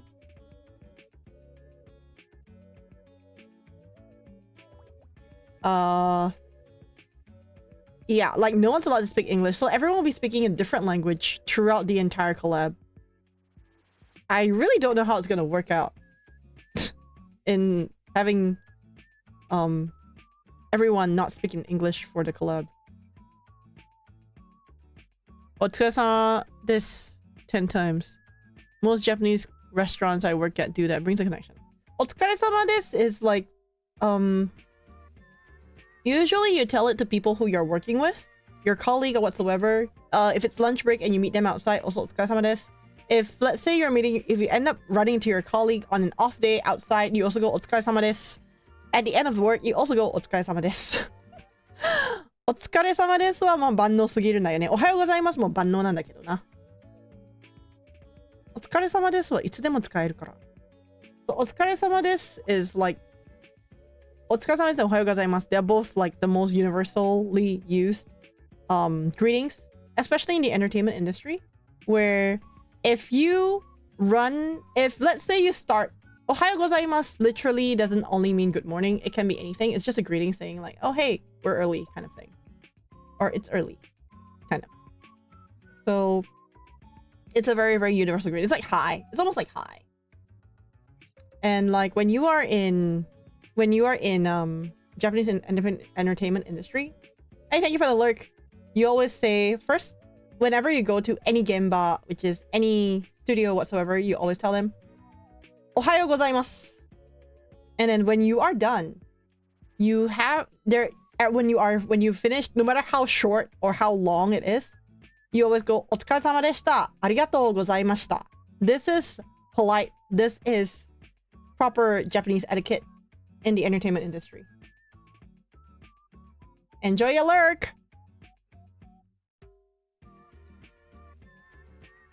Otsukaresama desu is on the greeting. Yep, it is. Hey, Woon. It actually is. It is a greeting to coworkers. So like, not just coworkers, colleagues, even sometimes even like well, of course, if you run into your boss outside, you also greet them お疲れ様です。外に上司に鉢合わせたら、お疲れ様です。あ、田中さん、お疲れ様です。お疲れ。田中さん、今日も、今日は仕事ないですか？今日は休みです。なるほど。If you really want to watch like a seriously like Japanese work etiquette kind of show, you can watch like Dekiru Neko.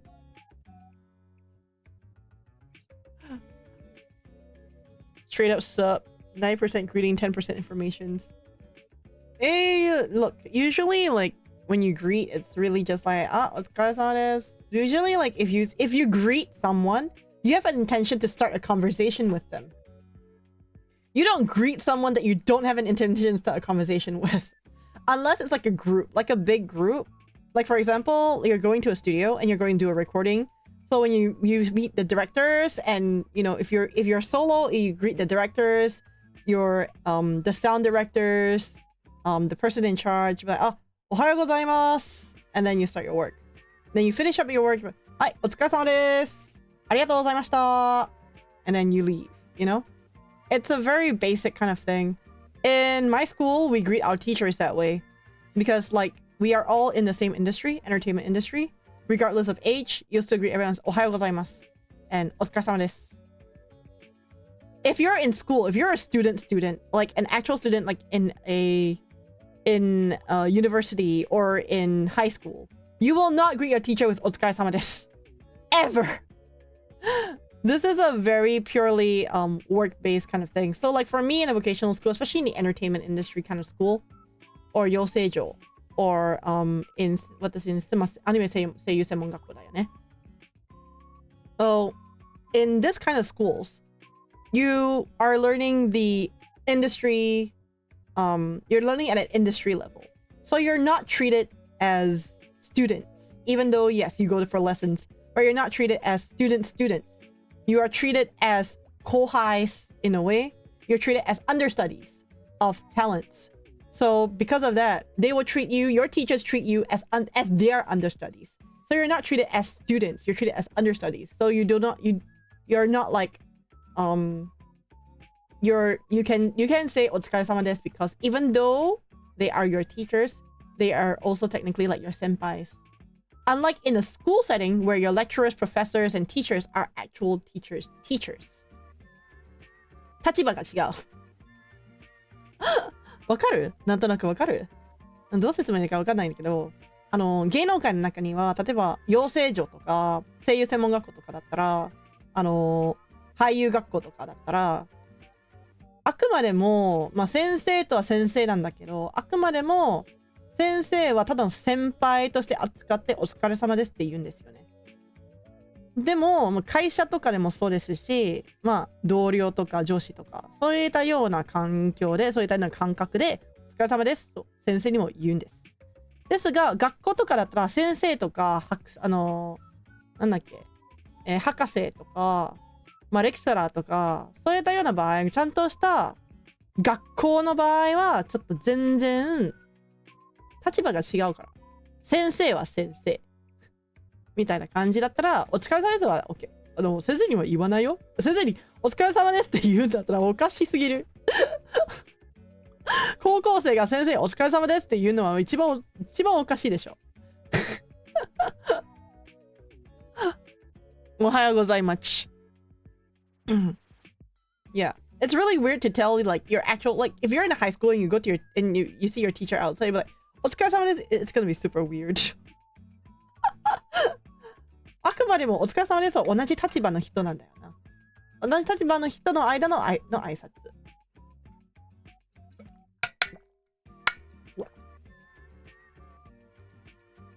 Yeah. So it's gonna be like so like for example, so like if you actually like read manga about high school and you look at the Japanese side, when they run into their teachers outside of school, they don't say お疲れ様です。They never do. Yeah. But if you are a working adult and you run into like, I don't know, maybe you run into a client, B2B client, or you run into a colleague, or you run into your boss outside of working hours, or outside of the office, or even on your off days, like public holiday or something, or out with family, you would still greet them as お疲れ様です。Yeah. It's a really cool thing, I think. Oh, ad break. Oops, sorry. Talk too much. I talk way too much.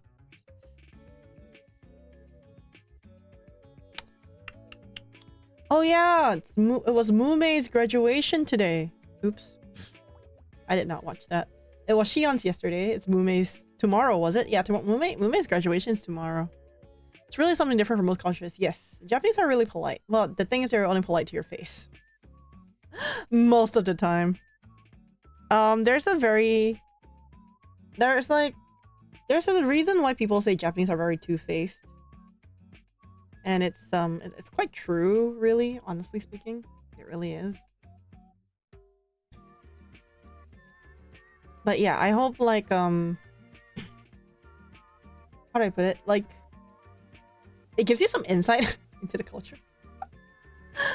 Number one, while they are mostly introverts and they don't really talk a lot to strangers. Yes, tomorrow after this, Gura. Yep. In a row. I was thinking that it would be like a bit more spread out, but all at the same time. Interesting. Sometimes to be too polite, it feels a bit fake. Yes. That is actually quite true. Honestly speaking, it is quite true. So, like, for example, there's a reason why people say that Japanese are quite two-faced. Because we have this thing that we call 立ち前 and 本音. 本音 is like the real voice, so what you really feel. 建前 is your business tone. Oh, we call it 外キャラ. Basically, it's like the character and the personality that you show to the rest of the world or at work. But 本音 is like the things that only your family or your closest friends know. 建前 is very common in work. Like my previous GM, my superior, my boss, he has no problem just dogeza, doing a full dogeza if to customers to show sincerity with the two inverted commas, to show sincerity in his apology. Oh, he's willing to dogeza to anyone. He'll be like, ah, 申し訳ございません, and he'll say it with like a really big smile on his face. But you can tell like it's super fake and he's super sarcastic about it. But hey, it's the how about it? It's the action that counts. The fact that you are willing to go on your knees and bow down already shows that you've kind of put your pride. But honestly speaking, for him, as we've already as we like kind of talked about it within our entire department, our GM is Oh, it's not that he threw away his pride. He is super prideful. Even his dogeza is all for show. He can dogeza to anyone, but it's all for show. If it benefits him and puts him in a good light, he's willing to dogeza. Like a full dogeza, he goes all the way down. No joke. I've seen it done like so many times already. The full dogeza to the customers. Usually the thought that counts over here, unless there's damage, then the action that counts. Yep, exactly. But the thing is that it can be like the slightest mistake in the action. Like even a super minor mistake. Like just forgot to ask the customer to sign the paperwork. So we gotta send it to him again to get it signed. My boss will actually go, if let's say like the person is like and the person that we got a request for is like the CEO of a big gigantic company. Oh, he will personally bring that piece of paper that needs to be signed to go up to that customer, and he will dogeza in front of them. And yeah, it's all really for show. もう完全に It's not stressful. He doesn't really care. The thing is, it's not stressful. For me, I'm like, what the fuck? For him, it's like, oh, it's just every single day. He's willing to do it. It doesn't really care. Yes, exactly. He is an ass kisser, bootlicker. He is the ultimate bootlicker. And like, I actually had a superior, a boss who did that. He is a super prideful person. Like, he's so prideful. The guy is like, I don't know how to put it, but even his dogeza, I don't know how you can make a dogeza sarcastic, but he can make a dogeza sarcastic.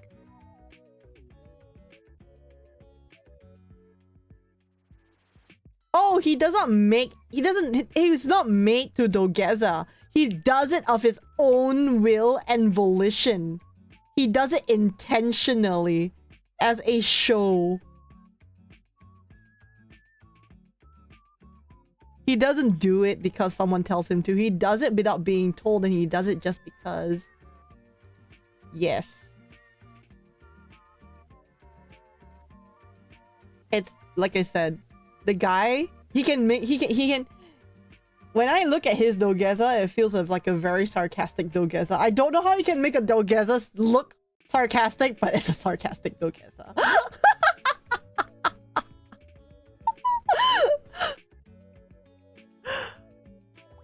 That's probably the first time you've heard of a sarcastic dogeza, but yeah. Seriously.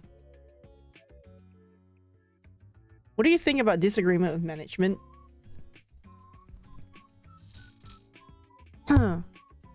You mean like what, HoloLive? Disagreement with management? Okay, let me put it this way. Disagreement with management can be something as dumb as like management wants you to transfer to another department but you don't want to. Management wants you to do something but you don't want to. You want to do something else. It can be something as little as that. Disagreements with management in an entertainment capacity can be basically something along the lines of like we need you to probably like be the flagship person of this specific brand. They have approached us and they kind of want you to do this, but someone who is super low-key does not want to do it. So that can be considered like disagreement with management.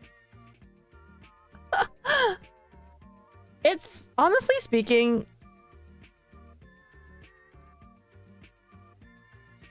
HoloLive thinks they go full idol corptons back to just entertainment company. The thing about HoloLive is like people don't understand the biggest thing is that people don't understand what it's like in the Japanese entertainment industry. Number two, well, HoloLive is the whitest company I've ever seen. In fact, I would think like if you ever want to enter into the Japanese entertainment industry, HoloLive is probably like the best place that you can think of. But of course, the auditions are tough. At the same time, it's actually something that creative direction wise, you gotta understand what the company wants. Also understand that Japanese hierarchy is a fucking pain in the ass piece of shit. When you request for something please expect at least 6 months to get back to you. And if you don't understand that, please don't bother. I know for Americans, things are pretty escalated really fast. You can get like anyone in the middle area, as long as they're like a CFO and above, to sign your stuff and get it done with. But let me put it this way. If you want to get something approved, you want to suggest something for approval to Japanese management, number one, it starts at the bottom. Number two, you need the CEO to sign and stamp his official seal stamp on that same document, official document, before anything can be approved for any changes, any alterations, any suggestions, or was that? Yeah, basically, or any suggestions. Like, if you want to get anything approved, it has to be stamped at the top. Does it make the CEO work harder? That's the thing. It has to be, it must be, because it's very, okay, paperwork in Japan is basically, okay, let's just not talk about whole life. Let's talk about business in general. Okay, let's say you want to start a business, all right? So you contact, like, basically you want a partnership with this company. You want to get them to sponsor your stuff. First, you got to approach them at the help desk level, which is basically the lowest of the lowest. They are external third-party services that work outside of the company sometimes. Sometimes they're within the company, sometimes they're outside the company. So first you start at the, what we call Madoguchi, which is the first level. Like the lowest of the lowest level. In fact, you call that level 0 if you want. No, not all levels stamp. They have to escalate with the proper channels to get it to the CEO. Only the CEO will sign and stamp it at the end of everything. To get from first level to the top level, to get from the first level to the top level, it may take anywhere from 3 weeks, 3 months. That's on an optimistic level. If you have a company that has like hundreds of shit going through, like a really big company, let's say, let's just put like a big conglomerate, like say, I don't know, Sharp or Sony, right? You need the Sony CEO to sign his stamp and you need the CEO to sign or chop or stamp on any of this. Also, these things will be brought up at a board meeting. The board meeting itself can be anywhere from 2 weeks to 2 months from the initial contact with that company. So you just gotta wait. You really just gotta wait. And if it gets approved, it has to be approved first by the CEO. So if at any level it gets stopped, then it'll have to come back down. Let's say it gets up to before CEO. Let's say around CFO level, it got stopped or checked. Like they read through the proposal, they're like, oh, there's some errors. We gotta get them to change this. Then this thing will be de-escalated back down to the person. The first point of contact usually in Japan is the same exact person to contact the client to get them to do any changes. It's a fucking pain in the ass, but yes, this has happened. This will also take anywhere from about, well, if it's very, very fast and if it's really urgent, 2 days. If not, probably about 2 weeks.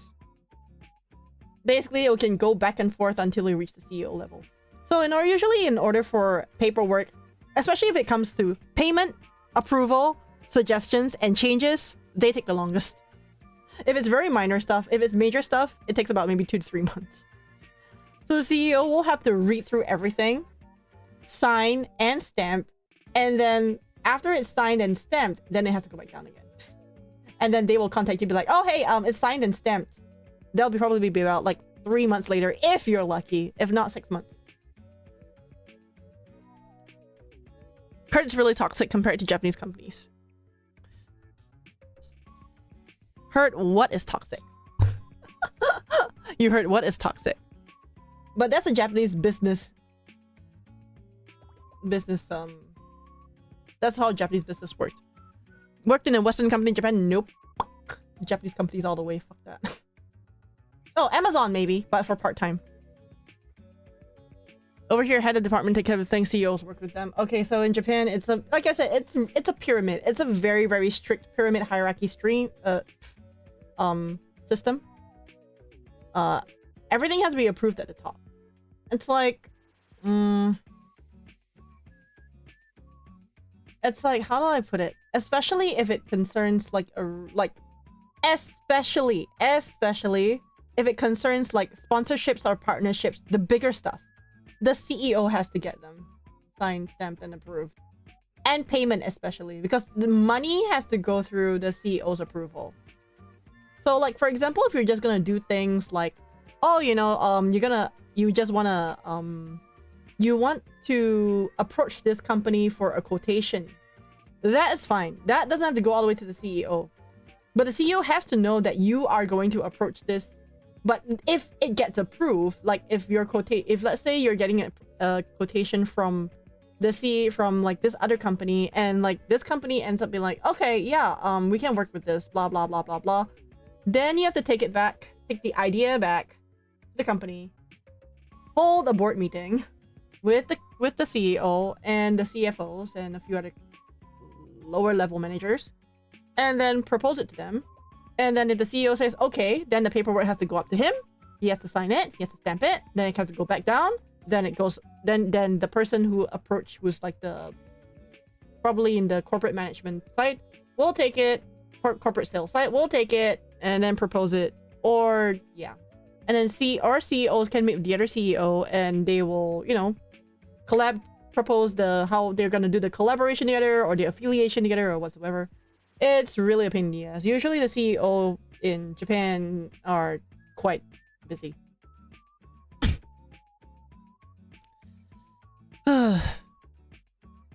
Over here, the department, still pyramid here, but it can stop at a certain level based on authority and resources. That one's really, yeah. Let's just put it this way.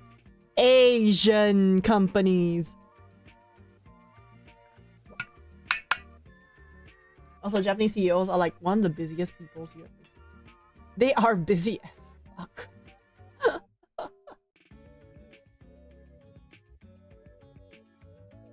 So yeah, if you want to talk about like things like Hololive disagreement in management, especially if you want to talk about that scandal with like the whole money thing where they did not pay the creators, I can tell you one thing about the not paying the creators is that high chance, in my opinion, because of a turnover rate, I think like probably someone quit. Someone who was probably in charge of the finance or something quit somewhere in the middle.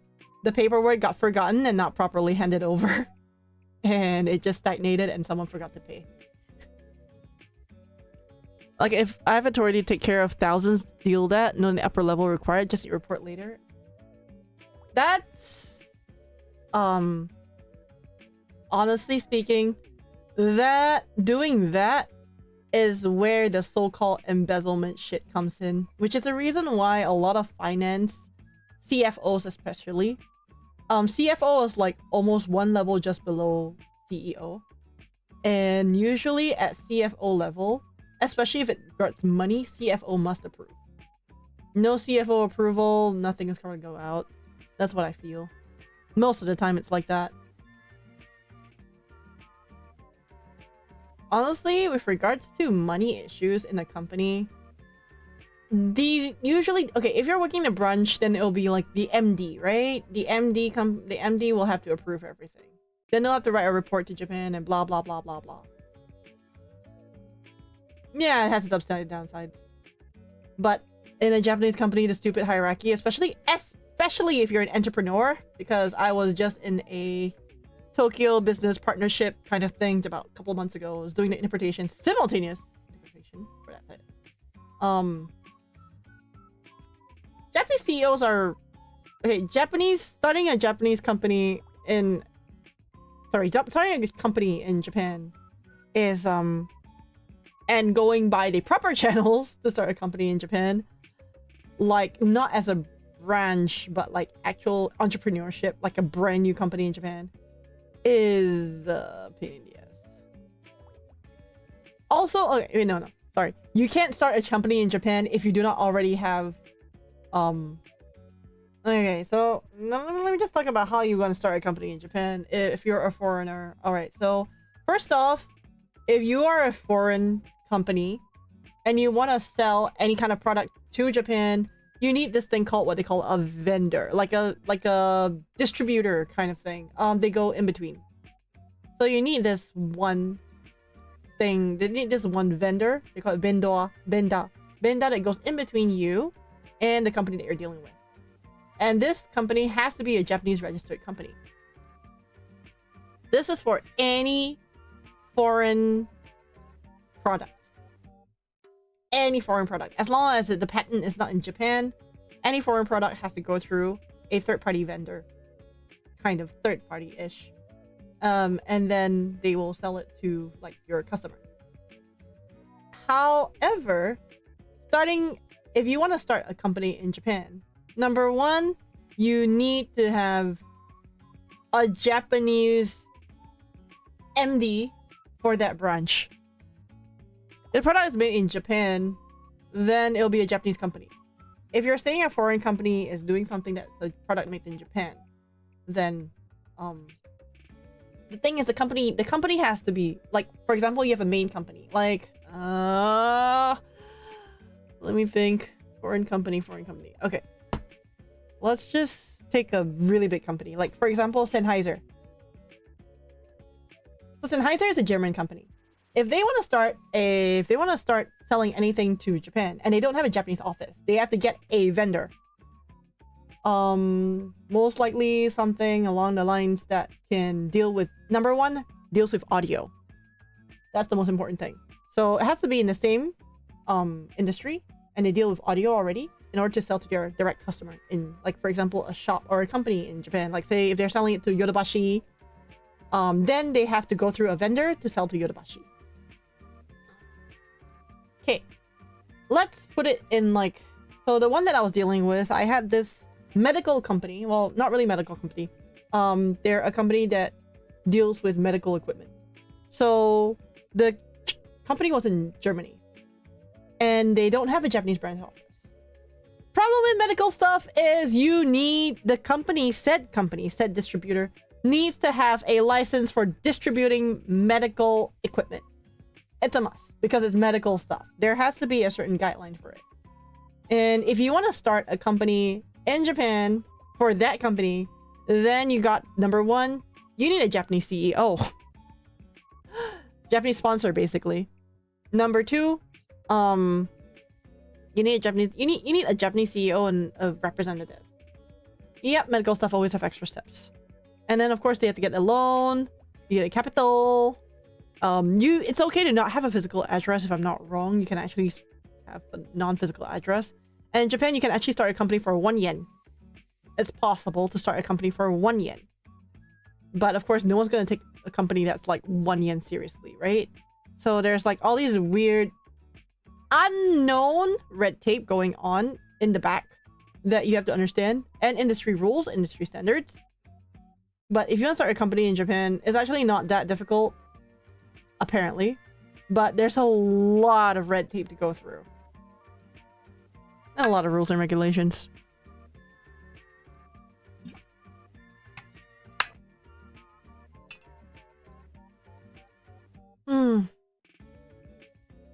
But on the other hand, they are encouraging entrepreneurs to start up in Japan. And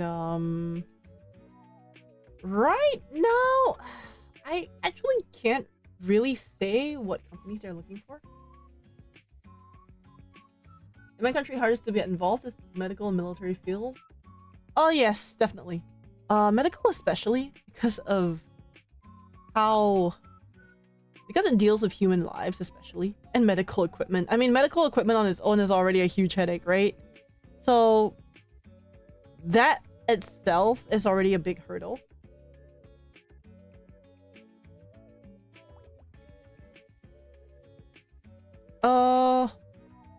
Okay, so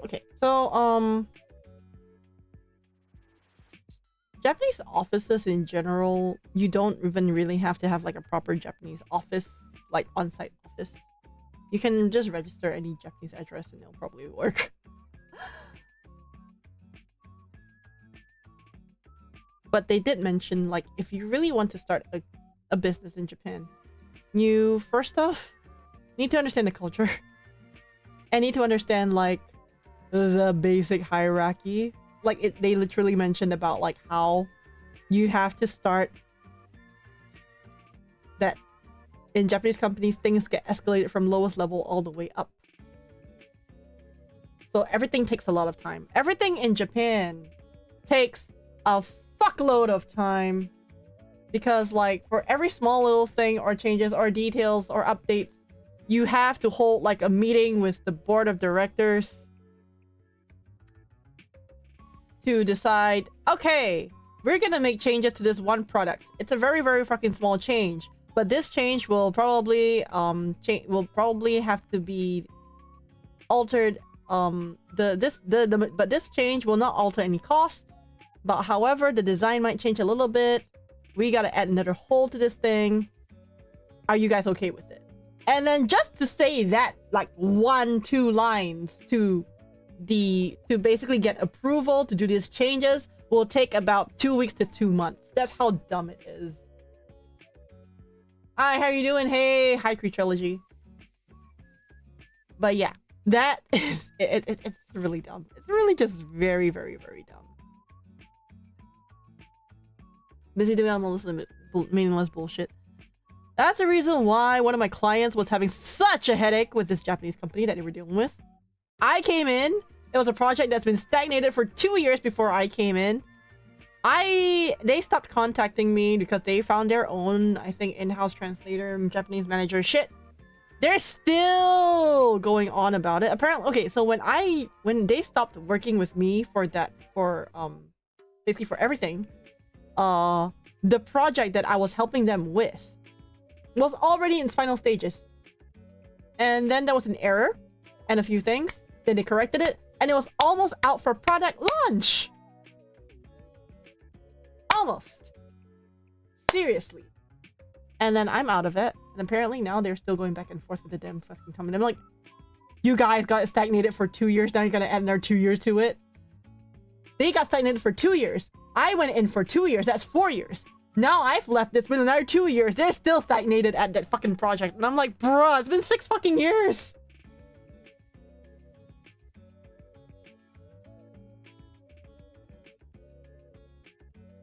I were to work in a Western company if I were you. I'm a freelancer now. I mean, it does make anything go off track, unless they're less likely to. Yeah, give and take. Depends on what kind of company you are. Still in the office doing zombie animation, sitting making super busy today. Oh, okay. All the best with your work. That's horrible.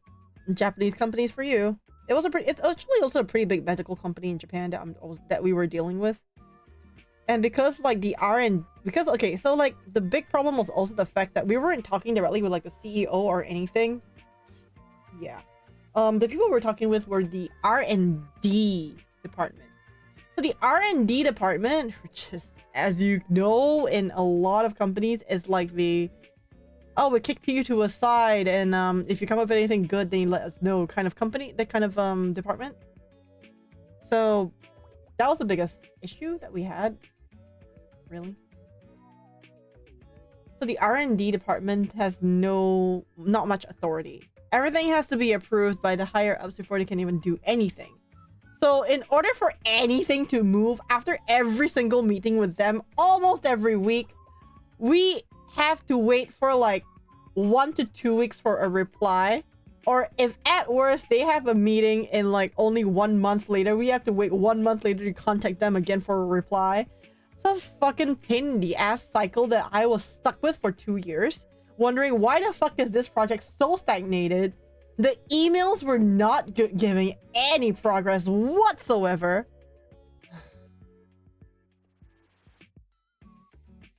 Seriously. I really hated it. Like dealing with anything with that company was like a pain in the ass.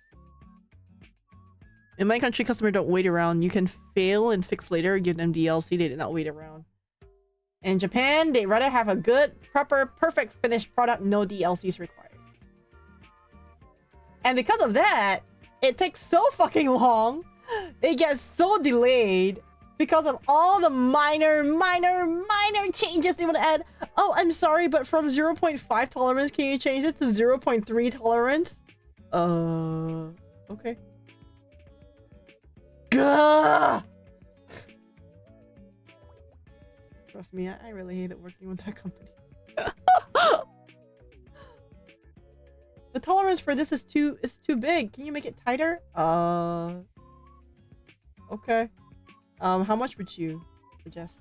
And the problem is, like, I'm a translator, and yet because both sides were so indecisive, I ended up, they actually asked me for my opinion, and I'm like, bruh, I'm the interpreter who has no fucking knowledge about these things you're discussing. Why are you asking my opinion?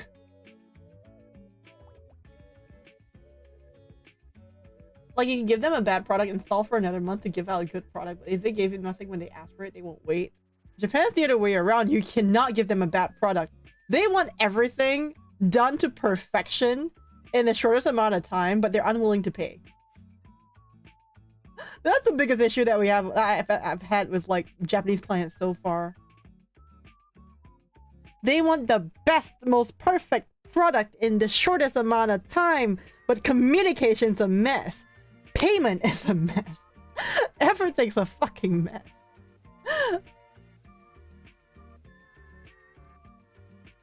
You're responsible for the work as long as we get paid. Yeah, it's dumb. It's really dumb. I really don't really enjoy working for that company and as their translator.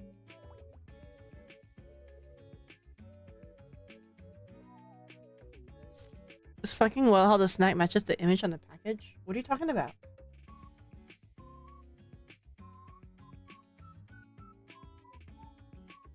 No, but seriously, my biggest advice, don't work for a Japanese company. Like, seriously, even if you love Japanese language, don't work for a Japanese company.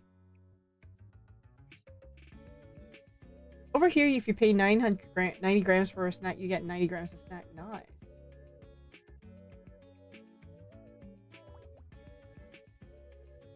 Yeah, seriously, I highly do not recommend it. 0-10, do not recommend.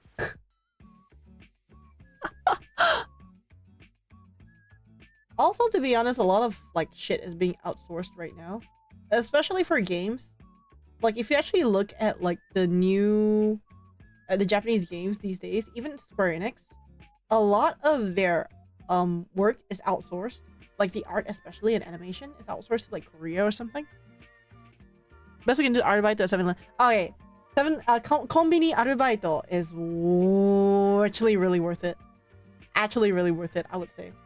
Because not only do you get to learn Japanese, if there's any food near expiry, you're allowed to take them home for free. So you get free meals too. Yay!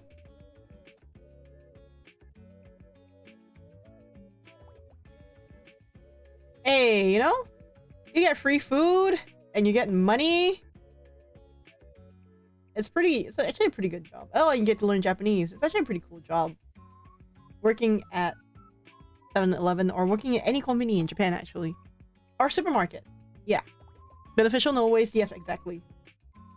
And because konbinis usually, like, for example, the onigiris, like, I have friends who work in, like, konbinis, and they were like, oh, hey, onigiri near expiry date. And then, like, you know, they can just, like, because it all goes in the trash, right? They don't, like, return it or anything. It's food. They can't return it. So, like, it all goes in the trash. And they're like, okay, you can, like, you can bring it home. So you get to bring, like, free food home when they're close to expiry. Like, even the desserts when they're close to expiry. If it's like one day before expiry, you can't leave it in the shop anymore. You can't leave it in, like, the refrigerator. The customers are not allowed to see anything below, like, more than 1 day of expiry. So you're allowed to take everything home at the end of your shift. Very beneficial, no waste. Exactly. It's one of the few things that I would say, like, if you really want to get a part-time job, if you're living in Japan or studying in Japan and you need to get a part-time job, get a kombini one. So they sell onigiri Japanese price in my country, so damn expensive. Onigiri JP price is like what? It's like $1. It's like $1, bro. How's that expensive? Less than $1, bro. How's that expensive? Japan price is not expensive, exactly. Japan price is not expensive at all. It's like less than $1. Way worth it. I love it.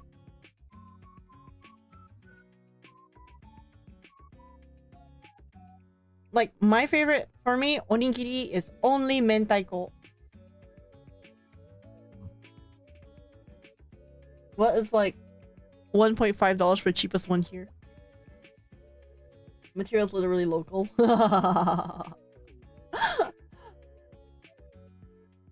Well, yeah. Japanese onigiris are cheap in Japan. And for me, I only eat, not only, but my favorite, or rather, my first choice for any onigiri is mentaiko. I do not usually get anything other than mentaiko unless they're out of mentaiko. Hakata mentaiko. Yeah, 違う。からし明太子。からし明太子がある限りはからし明太子。からし明太子がないんだったら、塩鮭かな? Never had onigiri here. I don't know where you... I'm not sure if you have onigiris where you are, but yeah. Nut. What nut? Hey, hello. 明太子です。明太子最高です。からし明太子最高です。明太子は辛くないと明太子じゃないから辛い明太子が好きです。I love mentaiko. I really love mentaiko. There's like this place in Fukuoka that I went to where they have like mentaiko tempura. Oh, 最高。明太子の天ぷらが最高です。もう何にもいらない。ご飯もいらない。もうそのまま食べる。Mentaiko's fish. Yeah, it's shit. What's it called again? Wait. I forgot the name of that fish. Mentaiko. Pollock roe. And they're actually best known in Fukuoka. Hakata mentaiko ga ichiban oishii ya na. Salty and red and a little bit spicy, yes. If they're not spicy, it's tarako. If it's spicy, it's mentaiko. Yellow? No. Mentaiko is always red. Only red. No yellow. Only red. Only red. Well, orange, but only red. 赤しかないです、明太子は。黄色いなんてないわ。それ明太子じゃないや。黄色いのは明太子じゃないや。からし明太子とか、でも、っていうか、明太子からしじゃないと辛くない明太子は、明太子と言えないやな。Why is it yellow in my country? That's probably not mentaiko. The stuff that looks like fish eggs. Mentaiko 知らないのあんたら。え? You guys really don't know what mentaiko is? Are you fucking serious? Oh my god. Let me educate you guys then.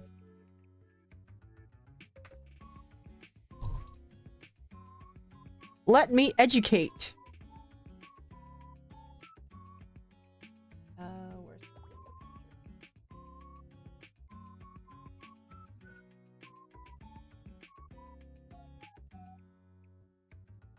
Time to educate.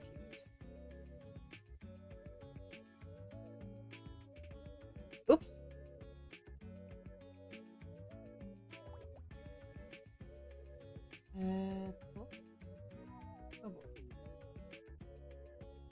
Okay, mentai. Time to educate. You guys need to be educated in what mentaiko is.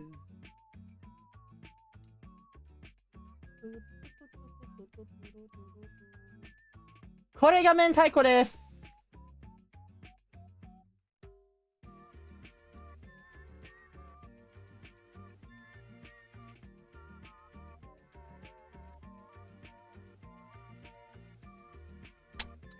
Sadly, Japanese culture is as prevalent here. Scammed.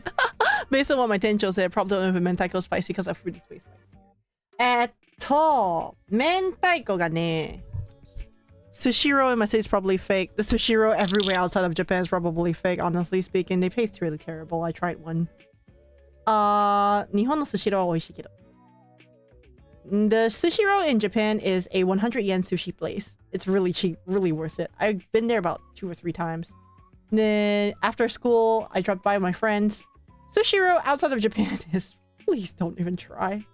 I know they have a Monster Hunter collab in some countries. They're going global. I noticed... Okay, so Monster Hunter collab was first in Japan. And I think they're porting it to some countries, if I'm not wrong. Asian countries, I think. No, I'm sorry, but Sushiro は美味しくない。海外のSushiroは全然美味しくないから、全然おすすめできない。Pollock roll, exactly, Pollock roll. So this is mentaiko. Mentaiko is actually the spicy version. The non-spicy version is called tarako. So, to me, 明太子は辛くない。明太子は明太子じゃない。It's been pickled in, how do I put it? It's like some kind of really spicy sauce. Every single distributor of mentaiko in Japan has their own specific sauce that they make to, pickle, I guess, in a way, their mentaiko in. They douse it. So this mentaiko is like kept in this brine for about, I think, a few hours before it's like packed and everything. コンキラリン、明太子だ、明太子でーす。明太子うまいやからな。てか、辛くない明太子、明太子とは言えないから、私はめっちゃ辛い明太子がめっちゃ好きなんで、博多明太子が好きなんだよな。福屋の明太子食べたことないけど。明太子 is just specifically Pollock. Every other row has a different name for it. 俺様が貴様を歓迎してやる。我は天地を滑る地高の王。お京馬2007。京馬さんいらっしゃい。俺様の闇の魔力を怯えるがいい。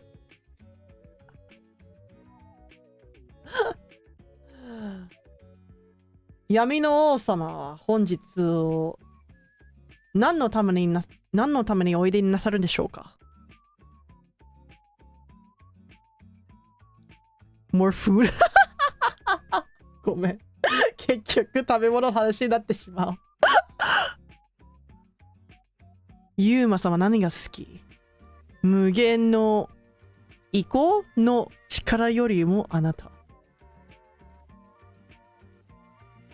ユーマ？俺はな、ユーマじゃねえやけど。But yeah、明太子が大好きです。おにぎりは明太子だけですよね。明太子派。What's something that seems strange to outside people?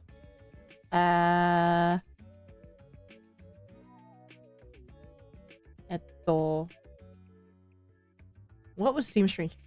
ポテチとアイスやプリン、それともグアカモーレ。I would say potato chips with ice cream and or pudding and or guacamole.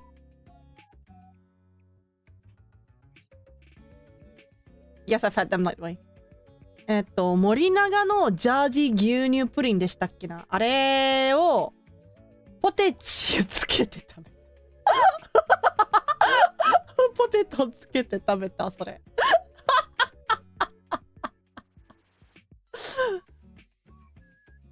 はい。What? That sounds delicious. Oh, okay. Cool. It sounds weird to some people. I'm the person who dips my French fries in... I'm the kind who dips my French fries in, like, McDonald's ice cream. ユーマは違う。今日まだ。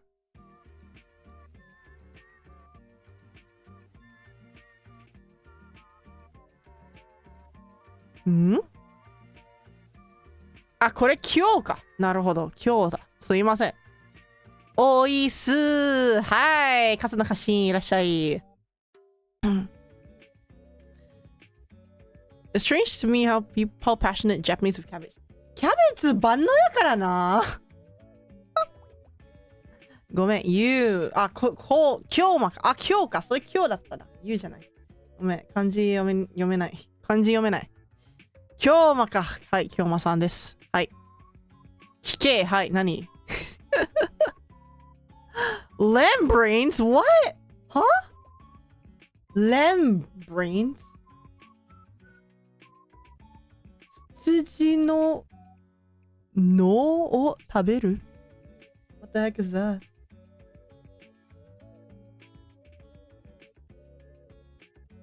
Lambrains? 食べたことない。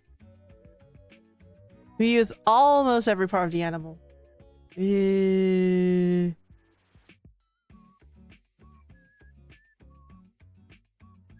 そういえば俺は日本人じゃねえぞ。へえ。別にええやけど。Like, it annoying to see someone order 3 bowls of cabbage, just raw cabbage, wash, cut, and serve. キャベツ。生のキャベツは、確かに食べれるっちゃ食べれるかな。なんて言うんだっけ、前菜みたいな感じで、居酒屋とか行くときは確かに前菜としては結構あれ、いや違う、お通しとしてはそれはもらってるんだよな。それをもらって、プラス何かの、まあ、レモンかけて、また塩だれかけて、またはちょっと辛いやつをかけて、食べるのが割と好きなんだよね。あと、串カツとか。Kudos, hi! Thank you. Thank you for the kudos. でも、cabbage is very universally, it's very, very, very versatile, very universal. Cabbage is actually pretty good. Raw in kushikatsu, we use it as like a bowl, like a spoon, kind of. We also use like okay, so like when you go to izakayas, there are some places that provide you with edamame, some places that give you cabbage. Cabbage with lemon or shiodare or there's like this really sweet, spicy sauce thing that I would eat with my cabbages, but I can't eat them raw. They have to be like some kind of sauce or dressing on it. Coleslaw is a common thing. Sauerkraut は無理なんだよな。食べれない。あれ。I can't eat sauerkraut. I'm sorry. I've tried it. I don't like it.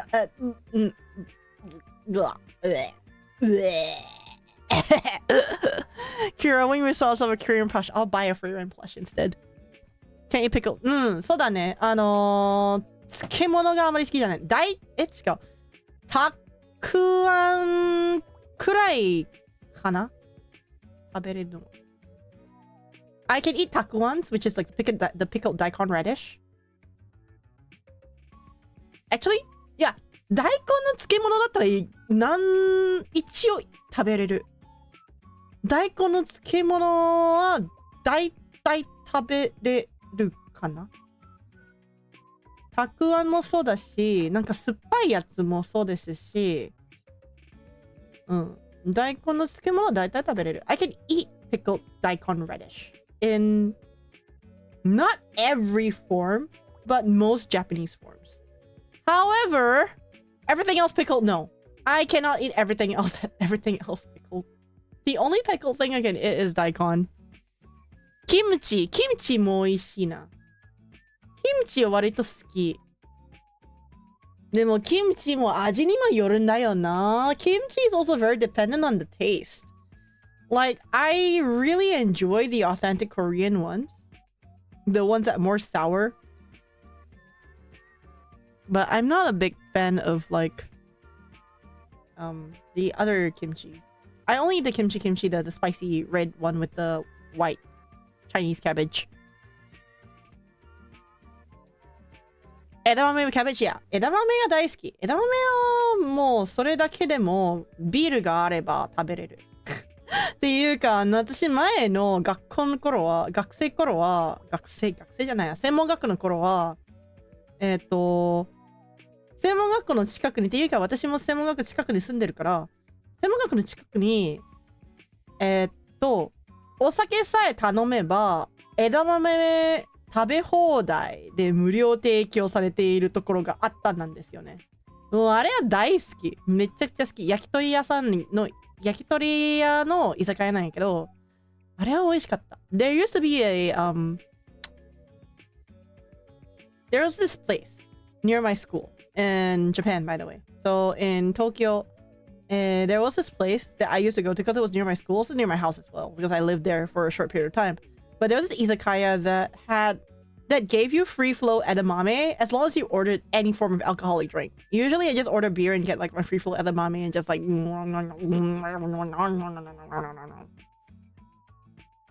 10 Japanese start with edamame, beer, cabbage, usually karaage. ごぼうチップスが好きなんだよな。I'm more a fan of the burdock chips. 揚げたてのごぼうチップスがうまい。Is that Russian or Serbian now? What? What's Russian? Russian. Ah. I don't have Russian... Oh, wait, hold on.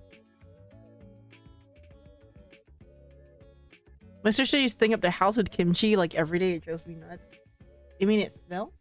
I think it's fine though.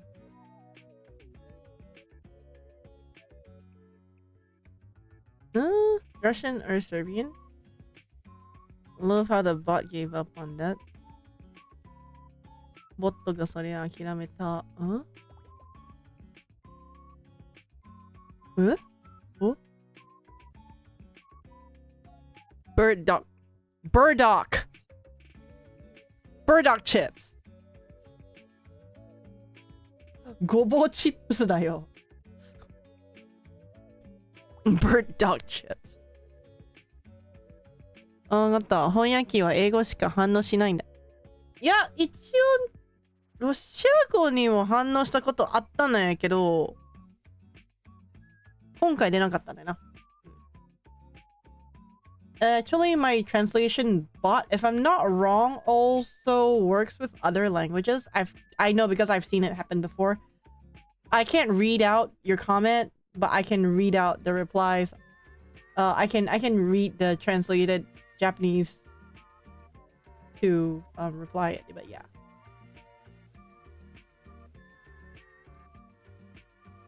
It worked with Arabic.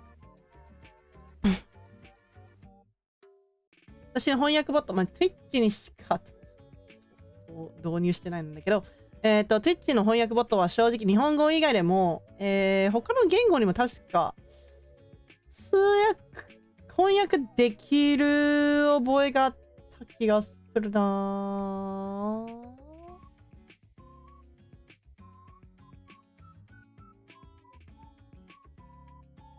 But also, if you guys want to know, pollock is actually fished very near Russia.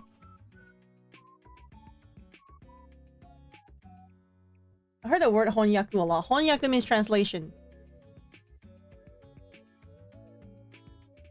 Honyaku wa... Honyaku means translation. So, by the way, if you guys don't know, because I went to a mentaiko factory in one of my jobs, because they wanted to bring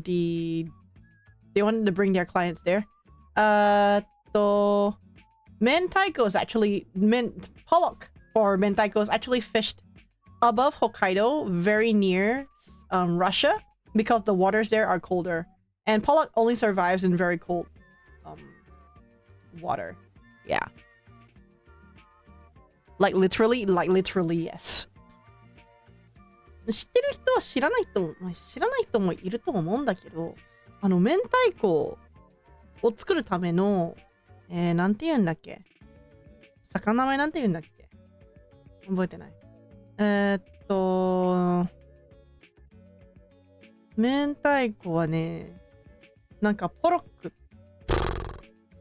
Let's see. 昔の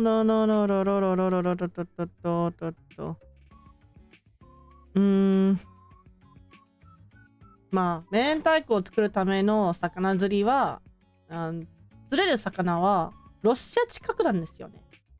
北海道のもっと北でロシア近くのところに釣ってるんですよ、この魚は。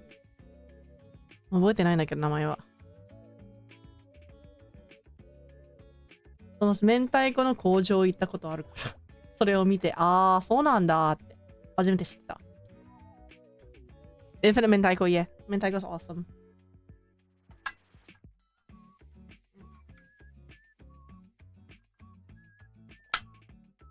あ、そろそろ広告開始。その間にはちょっと休憩します。I'm gonna take a short break. As we hit into the ad break, I'll take a short break. You guys go grab some water yourself. Go take some rest. I shall be back. In 開始まではあと3分くらいか。OK。そこまではちょっと喋ります。あ、てらっしゃい。てらっしゃい。いや、まだまだまだ。まだ少しある。まだちょっとあります。We got like 3 minutes. So yeah. But also, like, I think like I think Russian is a pretty interesting language because you don't really hear it often. I think the most used language these days is mostly. Good question.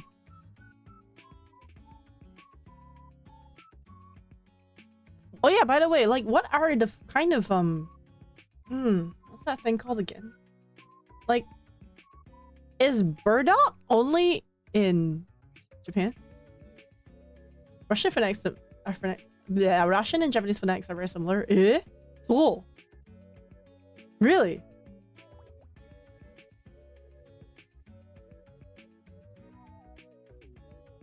Because like I met a guy who was learning Russian because he was cycling from where I am, and in order to go back to Japan, he wanted to go like on a longer route and go up to Uzbekistan. And apparently because they use Russian over there, he wanted to learn Russia to communicate. Because like when he came down, basically he was doing like a Southeast Asia. I really just can't remember. But I remember he was cycling. I don't remember what his actual route was. But he was cycling from Japan to Southeast Asia. もうだいぶ昔なんだけど、日本から東南アジアに自転車で旅をする男の子を出会ったことはあったんです。友達の友達の知り合いみたいな感じで。その方は確か福岡出身でしたっけ？で、福岡から中国まで船を乗って中国からもう自転車バリバリ走ってるんです。3ヶ月間通ってやっと東南アジアっていう感じを毎日サイクリングしてたらしいです。For Russian, it's much easier to master Japanese pronunciation than for American, for example, because similar phonetics. Yeah, probably. But I would tell you straight up right now that the grammar is probably gonna pull you in for a trip. So this guy, he cycled from. Many Japanese words have similar pronunciations to Cantonese too. You can try chashi in Google Translation. Chashi. Chashu. Chashu. Oh, it doesn't really work. Okay. I guess this doesn't really work with the food words. Okay, never mind. Anyways, oh yeah. I know in Chinese, chashu is cha shao, right? Cha shao? I think it's cha shao. I can't remember.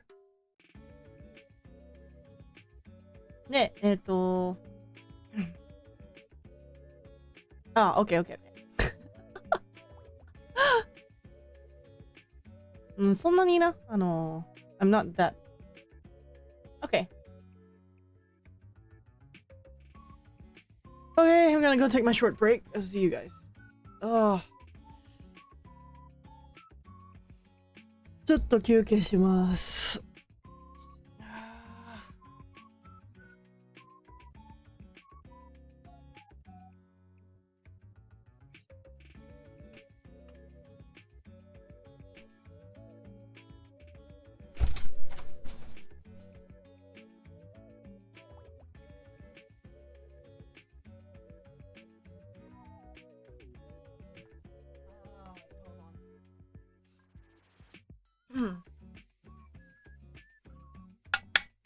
Oh my god. Why is that so scary? Okay, gonna take a short break for about 3 minutes, I think. See you guys in a bit.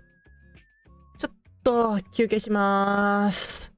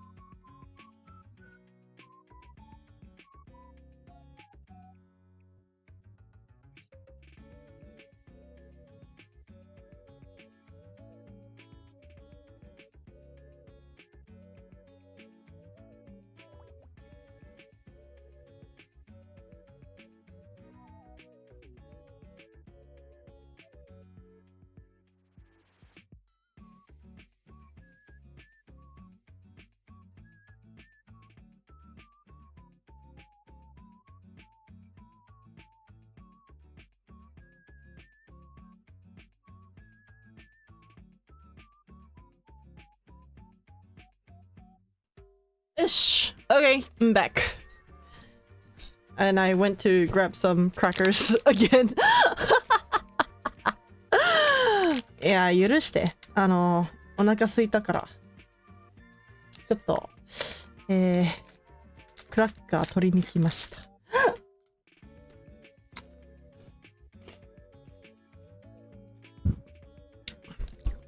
はい、もう、anyways.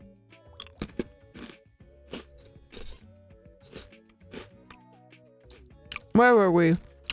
Oh yeah.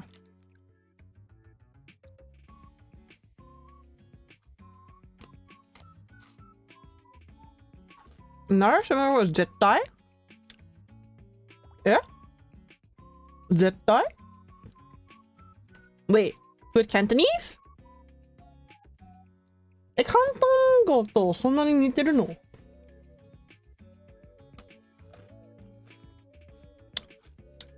I can probably just ask, like, a friend.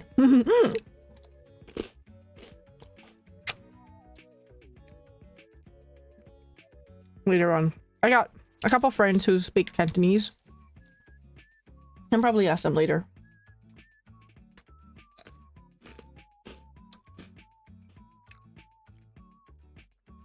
But I think if I'm not wrong also, 俺もお腹すいた。お腹すくなよね。待ってよ。今日は、晩ご飯って言っていいのかな。晩ご飯しか食べてなかった。5時で。I only ate one meal today, which was at 5 p.m. あ、フォローありがとうございます。Thank you for the follow.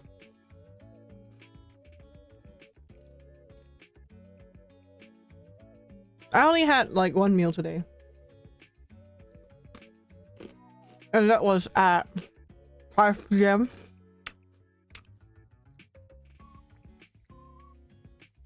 And then I think I did not have a snack. Oh, I had a snack after that as well. I think. クラッカー美味しいから食べてます。でもさ、文句言うわけ。あれは、how do I say this? Like, if I'm not wrong, the Malay language as well has very similar phonetics to Japanese. They also only have a, I, U, E, O.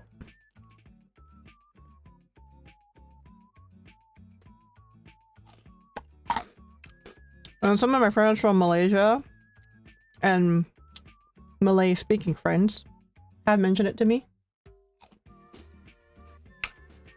Don't know Malay yet? Ah.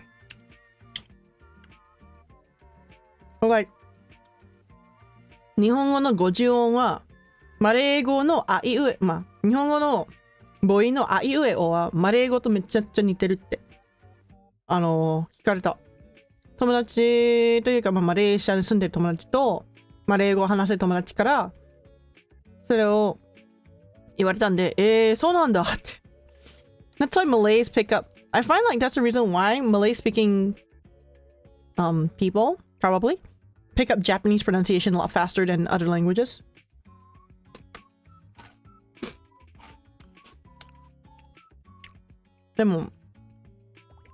Cantonese has way more phonetics though. They're closer to Chinese in that sense. They have a as well. Not really a, but they have a as well. 日本語は話し方のマナーにとっても柔軟だから好き。話し方のマナー？どういうこと？敬語とかタメ口とかそっち？ You're talking about casual and polite speech?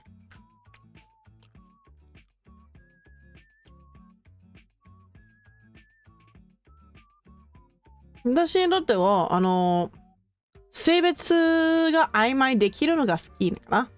性別曖昧にできるところが一番好き。例えば英語ではミスとかミスターとか言わないとあかんやん。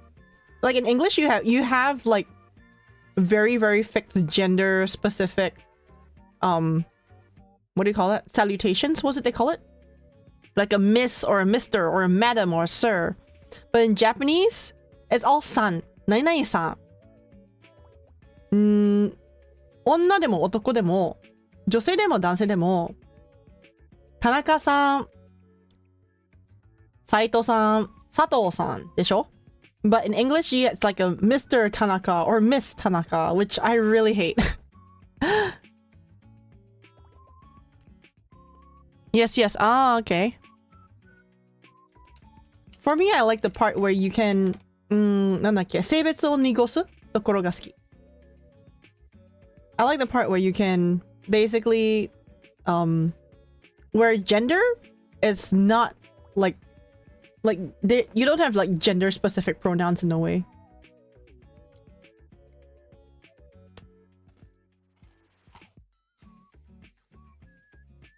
In Japanese, you can say, あなたはお前、君、君様、kind of process.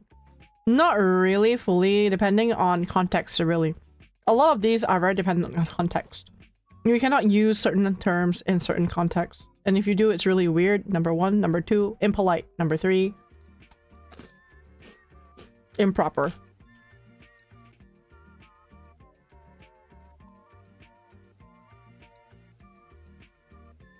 internal inflexibility in a language also results in a lot of confusion because the nuances are very similar.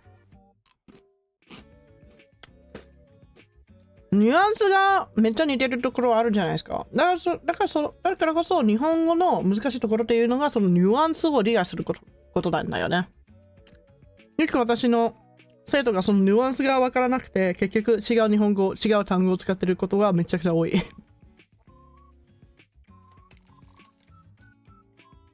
Like, understanding the nuances of Japanese language is like 90% of the language in the first place. You miss out, you make a mistake on the nuance, you basically sounds like something completely different. Or you use the wrong kanji in the wrong spot. Like, they have very, very similar meanings, but the nuances are different. And you use the wrong kanji or you use the wrong term in like a certain language, in like a certain sentence, it sounds really off, or it sounds completely wrong. それを理解することが日本語の難点だよな。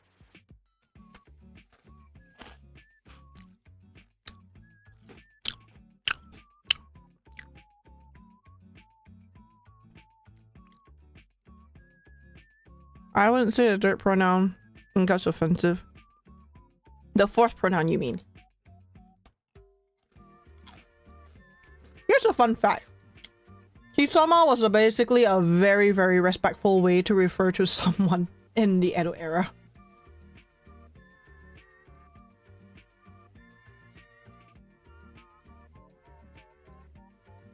Because of the word sama.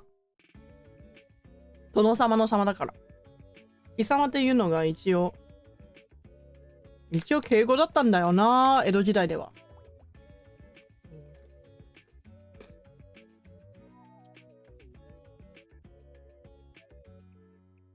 Now it's just about misusing it. Like 己。己は己なんで。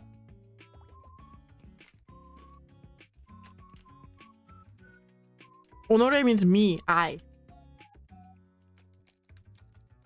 So I don't know how it turned into a vulgar word either. 正直。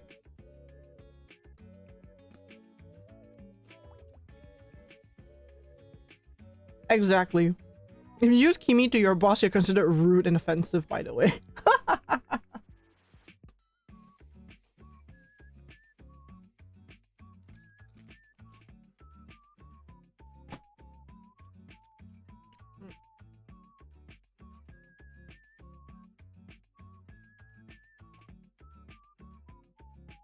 At the same time, it's like, in Chinese as well, we have that issue where your honorifics are quite fixed.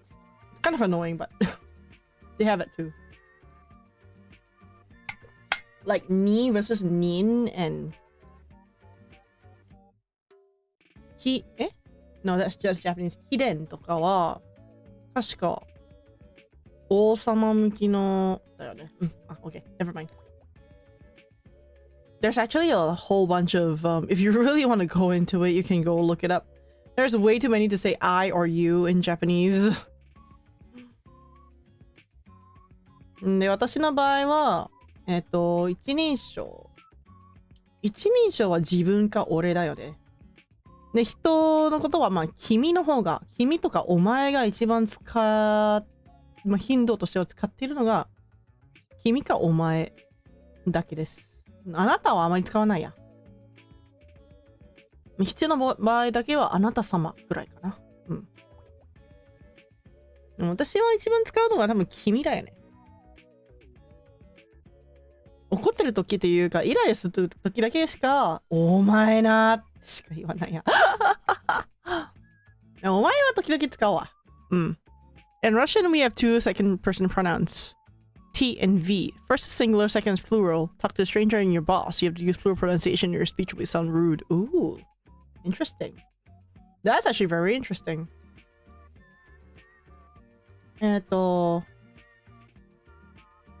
彼らみたいな感じだよね、多分。Like tu and vous in French. Yeah, tu and vous in French. Very similar.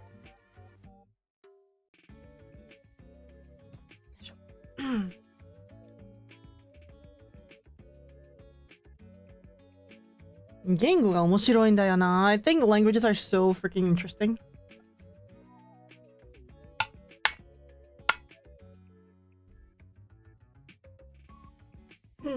I want to learn Korean and maybe German. I'm not sure about. Actually, okay, I learned a little bit, very little Spanish, very little French. I do know some Chinese, Mandarin, really. I can kind of understand very little. Cantonese and was it Hokkien or is that Teochew something? And I also understand a very little bit, same, of Korean because I used to watch a lot of Korean dramas. At the same time, I also but I don't understand a lick of German. I tried my best to try to understand German. It doesn't work. そうだね。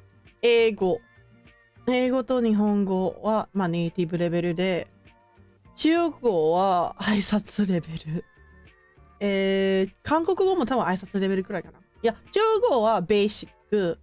挨拶レベルは韓国語。多分、フランス語とスペイン語も多分挨拶レベルくらいにしかできない。で、違う。ドイツ語はドイツの会社のクライアントを持っていても何年かけてもどうしても聞き取れないから諦めました。Greeting level polyglot. Everyone's a greeting level polyglot. Come on. But I really do want to properly learn Korean. 中国語は読み書きできないんだけど、多分会話はなんとなくできるかな。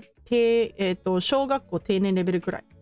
I can't read or write Chinese, please no. But I can actually, I can probably hold a very basic conversation in Chinese, like probably lower elementary school level. Lower elementary, primary school level, around there. I don't think I can hit upper primary or elementary level yet. Probably like around like grade 3, 4-ish kind of level of Chinese. Yeah. Arabic has a lot of pronouns I've yet to add. Oh. Yeah. I think every language has like their own pronouns. I think like English is like the only one where it's like I, you, me. I, you, she, him, she, he, her. It's like so fixed. But I think like other languages have like way more pronouns. Like in English, it's like I is I. There's like no difference. You is you. It's like no difference. But like even in Chinese, like watching that many Chinese dramas, I've learned that there's like so many. Like there's like 正, there's like 本宫本王本 something something something something. Then there is like yeah. There's like as long as you add a 本 before anything, it can be 本君本将本王本宫本. Oh my god, ancient bullshit. Yeah, it's ancient bullshit, but my god, there's so many. I didn't know that there was so many. I thought there was just a 你我他 and that's it. And I was like, when I was like reading, like when I was like watching all those Chinese dramas, and I'm like, there's that many pronouns? Oh my god.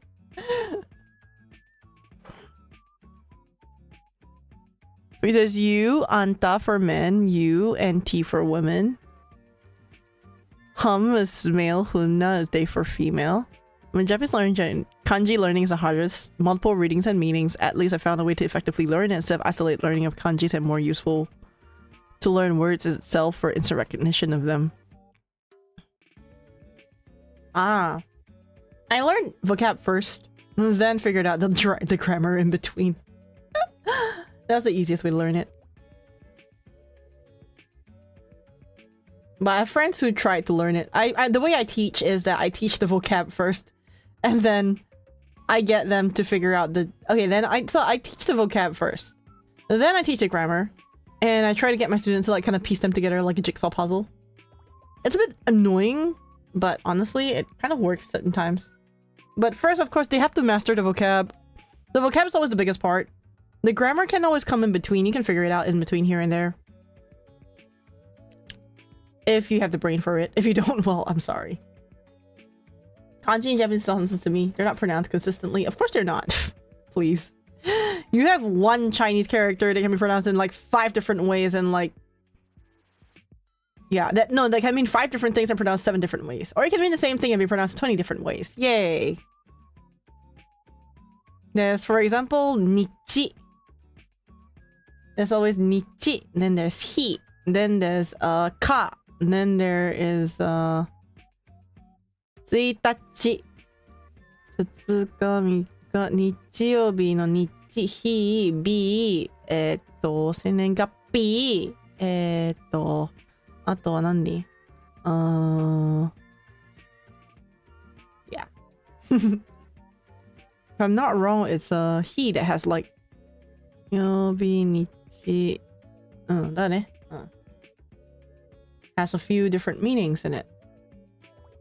Same meaning, all means day, but they have so many different pronunciations for that same word. Yeah, I was talking about Nichi. Has many exceptional readings, way more than you think there is. Ni. 日本のに、日曜日の日。B は日から日 BP。で、あとは、なんだっけ。か、たち。何違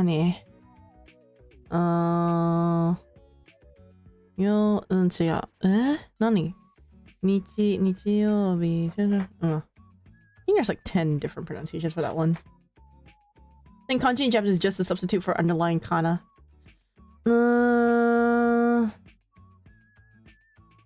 Kana? Kana って何? We're talking about kana. For God's sakes, why リンゴ1匹ペン1本? リンゴ1個ペン1本です。We learn our native language as spoken first and written. Not every other language is taught in reverse. It's whack. 日本語の漢字は基礎となるかなひらがな How does one determine the reading of kanji? Memorize! Yeah, you're right. I was confused by that.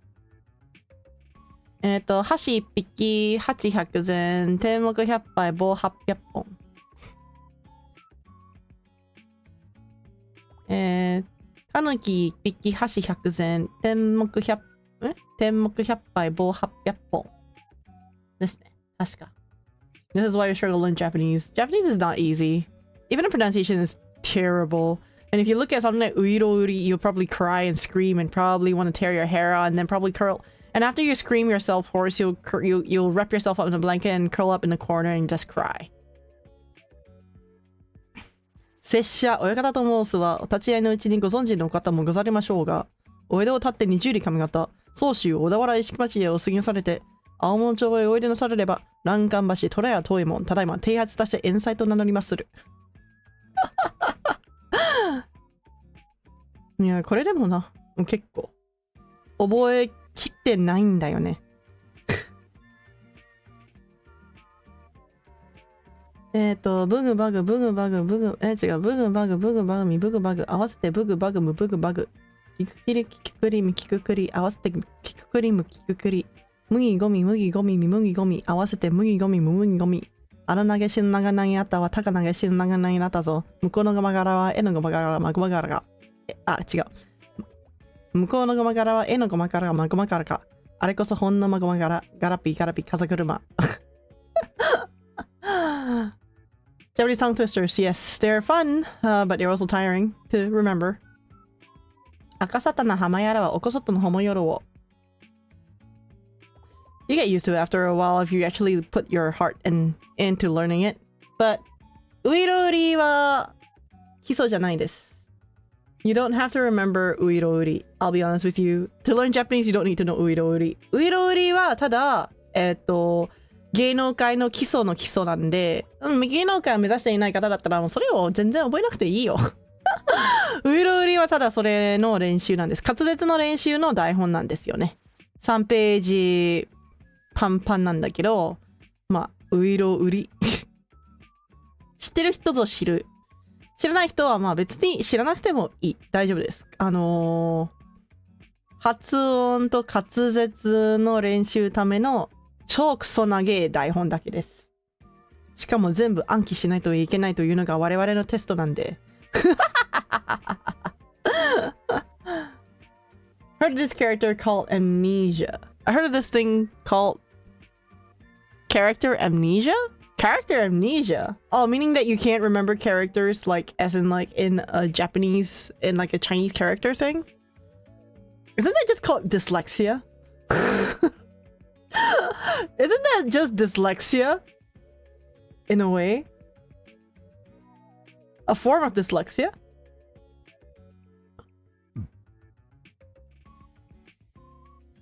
I just thought it was読書じゃないのかな？わからない。Forgetting Chinese characters. Ah. I mean, I don't know, but I find like that's probably just like one form of dyslexia, isn't it not? I mean, I have issues with like when I write it, I can't remember how to write it, but I can read it and I can type it, but I just can't write it. 私書くのが一番苦手なんだよな。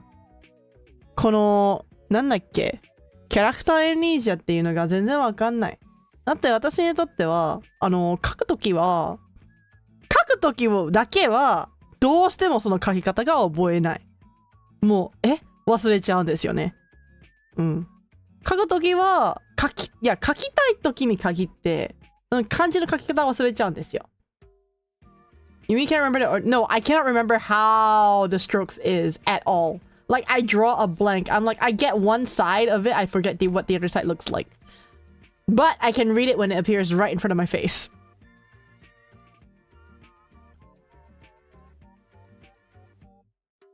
It's a very weird thing, really.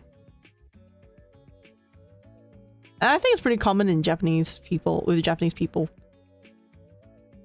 書くときに限って、その書き方というか、なんか、半分書けたのに、もう半分はどうやって書くんだっけってなっちゃうんだよね。うん。まあ、日本人ならでの悩みじゃないのかな、これ。いや、中国語も。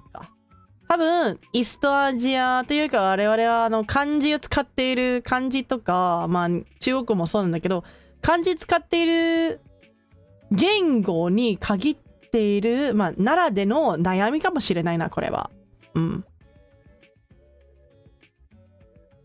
Like, you don't remember how to write it at all. You write like maybe, or maybe you can write like maybe just like the left side of it, but you forget what the right side looks like. That's what I mean. And I think that's really common in like languages that uses the Chinese characters because I can't fucking remember the Chinese characters to save my life. But, like when I have to write it, I forget it. But when I type it, I'm like, I know which one exactly it is. When I read it, I know how to read it exactly as it is. I don't know what that thing is called, but I have that. I always have issues with my kanji for that reason. Mm-hmm.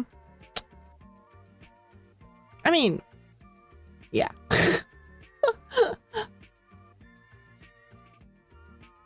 Does no one actually have this issue? みんなどう？こういう私こういうことを多々発生してるからさ、書けないんだよね。で忘れちゃうから結局ひらがなで書いてるとか。全滅の滅書けるんだけど全が全滅の全が分かってるんだけど滅が忘れてしまって全滅全は漢字で滅がひらがなみたいな感じ。Learning Mandarin, do not face that yet. Oh.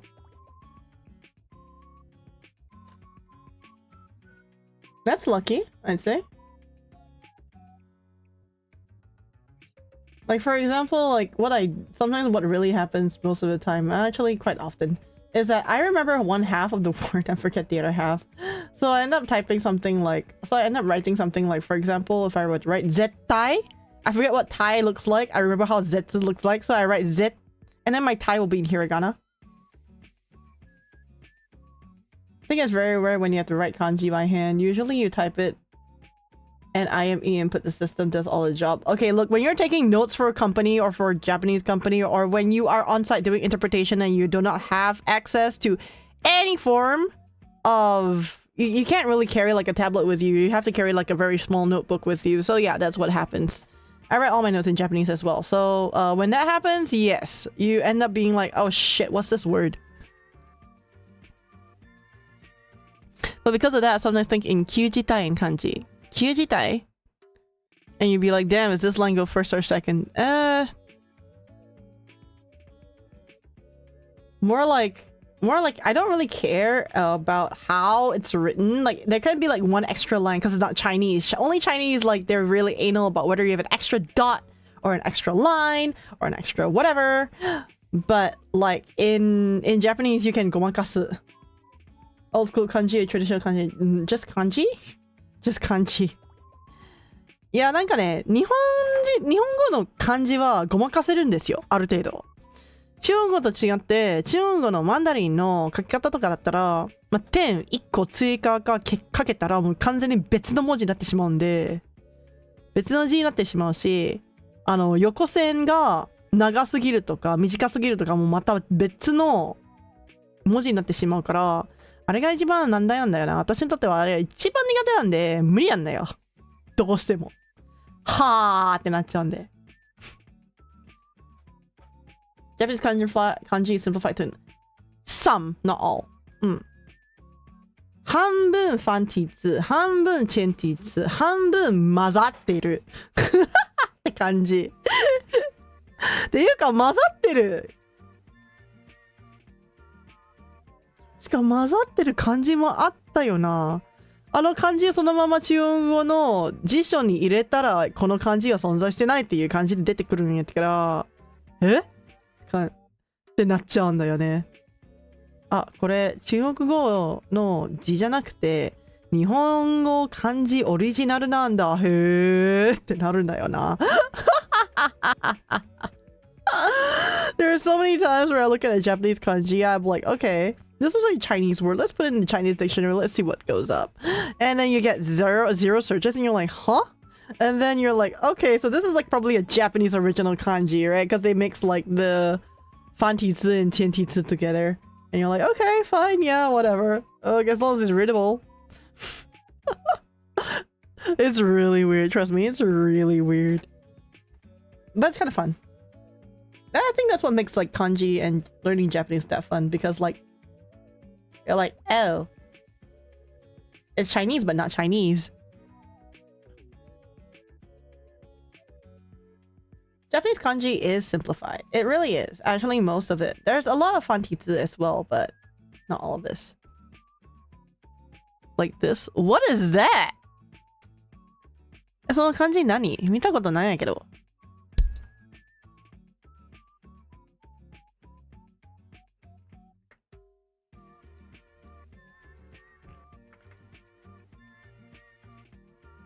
漢字はよく喋るという意味。竜を4つ立つっていう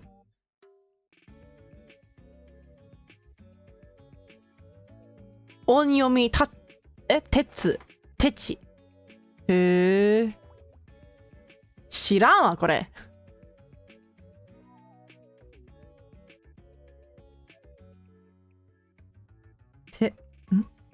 何これLike the learning process of kanji, it's fun, but reading complicated things like this one in small resolution makes a mess of pixels. Yes, exactly.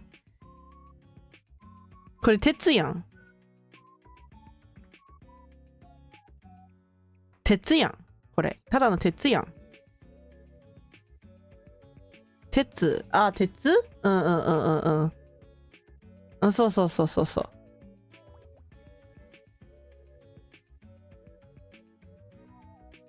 昔、そうだね。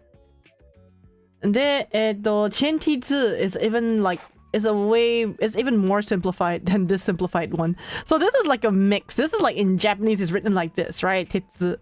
And then fantizu is like the other tetsu, the one that is there. And then like if you actually look at like the way it's written now in modern Chinese, they changed the kin to even easier to write. I don't know how to write it out, but yeah. It's even more different now. So I'm like, okay. Yeah. 鉄ね。はいはい。鉄と鎧が混ざってるようなこれ。鉄と鎧が混ざってるように見えるんやけど、なんで？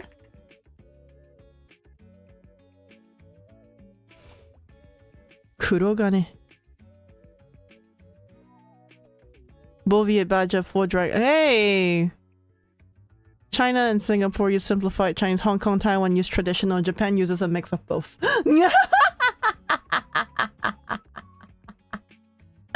Japan uses a mix of both. Ah, so. それ。合ってる。Yeah, that one.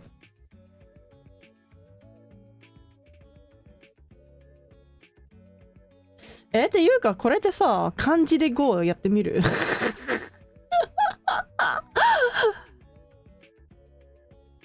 Like this, you know this is a game, there's this game called 漢字で Go, right? 全然チルゲーにはとは言えないんやけど1時間少しやってみる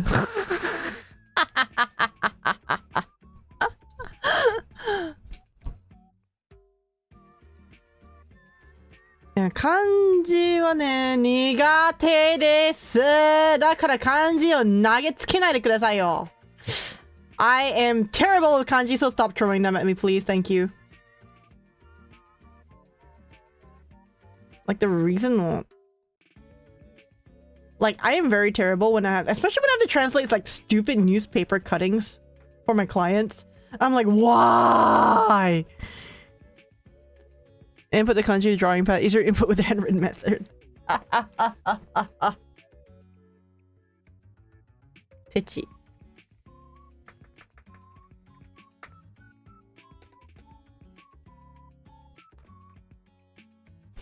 Oh, ないね。鉄。おー、ない。なるほど。OK。Computer Sport Generation まあねデジタル化されたらさすがに Oh right did you guys see this Oh wait hold on what Korean students handwrite Korean students. Did you guys know about this news about how Korean students are finding handwriting therapeutic or something?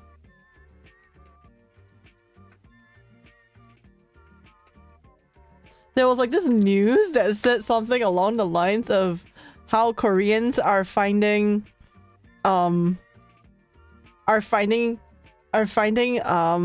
that handwriting to be a therapeutic hobby and they started handwriting in class and I was reading that news and in my head I'm like in my generation that was called taking notes in my generation's like what 10 years ago only what the fuck bruh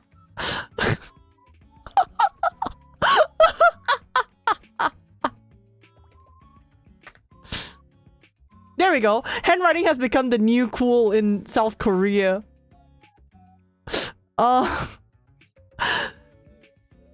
Where is it?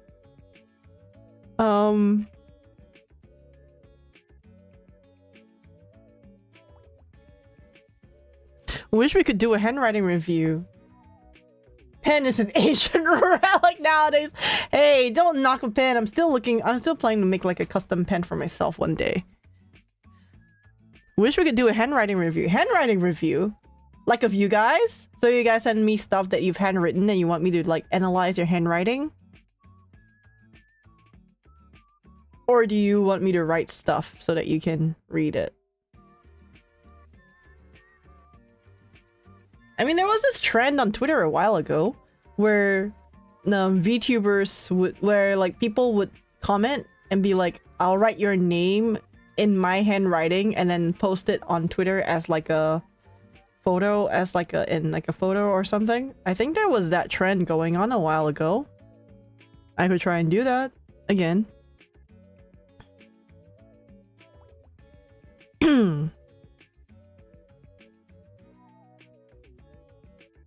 But I do, okay, I'm not 100% exactly 100% happy with my current handwriting because it's gotten very messy over the years due to having write fast and take notes and stuff. But I would say that my handwriting is not terrible. It's not much fun to just write English. いや、最近はね、手書きはあんまりしてないな。時々はするけど、あんまりしてないな。え？手書きレビューやりたい？じゃあ、何？みんななんか書いて、私はそれを分析して、みんなの手書きを分析して、どういう生活、どういう書き方してるかみたいなレビューをしたい？ Latin alphabet is widely used, so yeah, I agree. What do you... I mean, I don't know. If you guys want to do that, I can, but you gotta let me know what you want me to do first, of course.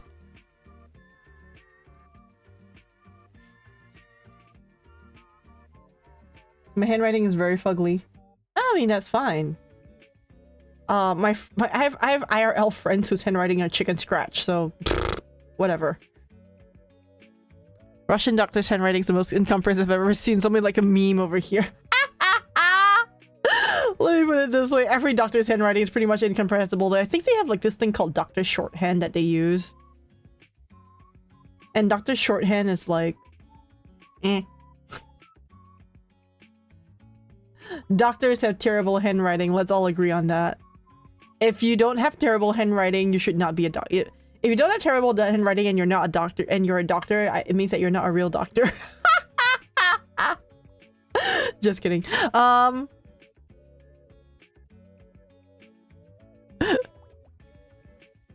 sorry. 真に受けないでね。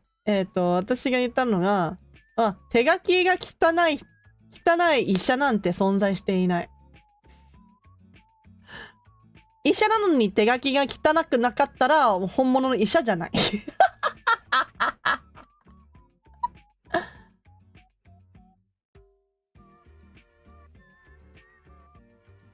You should see how it's written cursive. Ooh, that would be pretty cool.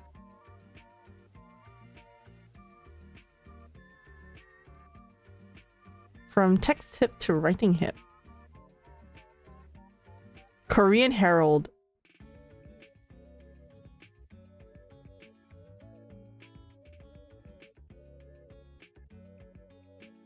Huh.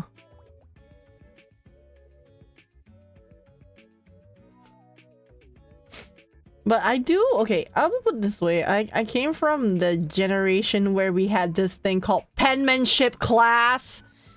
And English calligraphy was always something that I've always wanted to do, but I could never get around it because I broke my pen nibs a bit too often by putting much pressure on them. I put too much pressure on, like, when I write. Usually when I write, you can actually feel the etchings of the pen of each and every letter and pen on each and every letter and word on the next page. That was how hard I used to write them when I was a kid. So when I wrote something, usually it would imprint itself into the second page, the page under it, and with a brush. No. The English calligraphy, the one with the flat tip pens. I actually broke digital pen on my tablet because of too much pressure. Damn. But I did learn how to use... I did learn Chinese calligraphy, kind of. Not really, but there was like a very short... There was a very short workshop. It was like 3 weeks. Once a week, 3 weeks. When I was a kid in school, there was a workshop that I attended that was like 3 lessons long. And it was a Chinese calligraphy lesson. I was terrible at it, by the way. I was terrible at it. But, it was interesting because the way you held your freaking brush to write for Chinese calligraphy is a fucking pain in the ass in the first place. I have those sorts of pens. Oh, you have those pens? Cool. So, like, but I'm really interested in English calligraphy.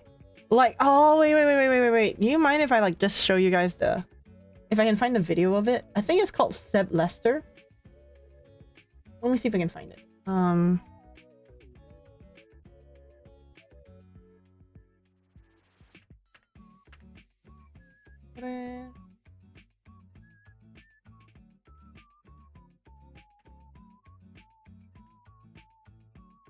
Nani kore?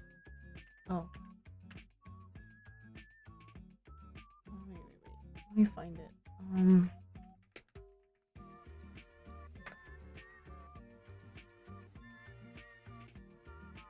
Let me see if I can show it to you guys. Hold on.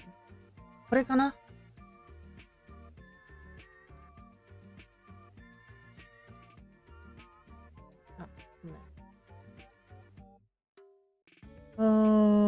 Oh, the ad block's not working.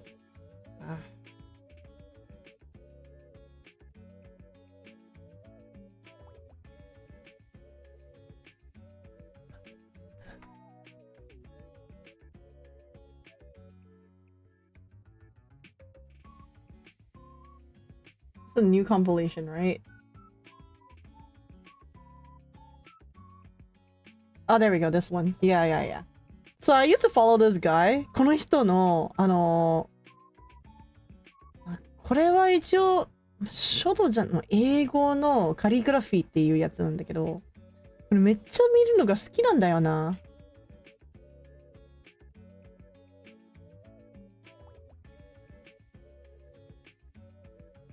いや、かっこいいでしょこれ。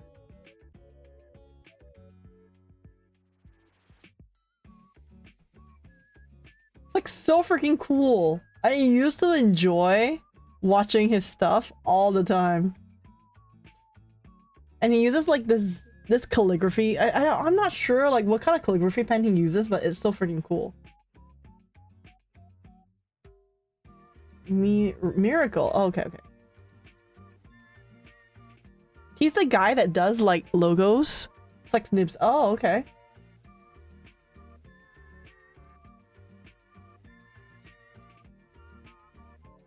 They're writing ASMR. Yeah, they are. ASMR writing. No, that's brush. Okay. This is deer? Oh my god, did he... Really?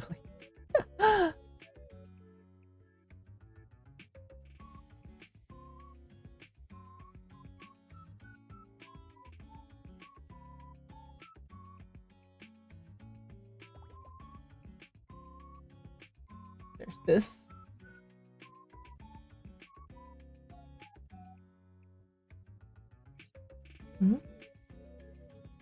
Oops. Oh, it is just a square. Okay. Oh, I have that pen. You have this pen? Seriously? Cool.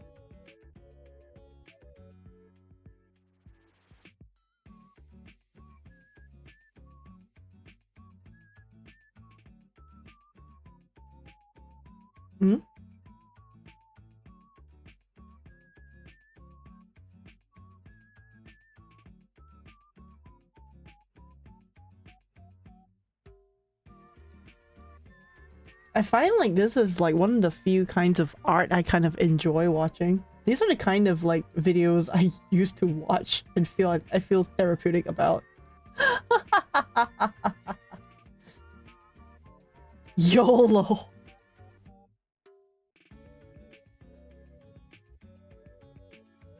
Oh yeah, the old English style is the style of calligraphy that I really enjoy. This is like this is the calligraphy that I was talking about, the one with the actual calligraphy pen. I know that you can get like the Gothic calligraphy pen with this thing. It's so really nice. It's really nice. こういう書き方めっちゃ好きなんだよね、私は。いつか勉強したいなって思ってて。見るだけで癒されるっていうか。Swear? A sweet.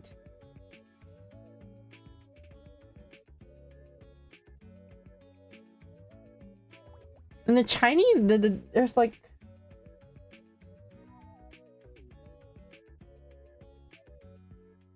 He has a lot of really nice stuff.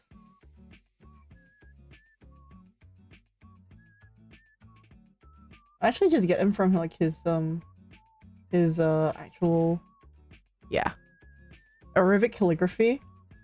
You know what? There's like a calligraphy. It's more artistic. Okay, let's take a look.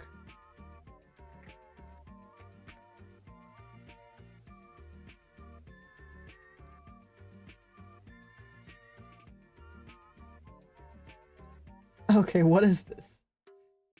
It's a short, by the way. Oh my god. Hey. Oh yeah, there's this, I don't know if you guys know, but there's this like Chinese calligraphy that's done with sand. Have you seen it?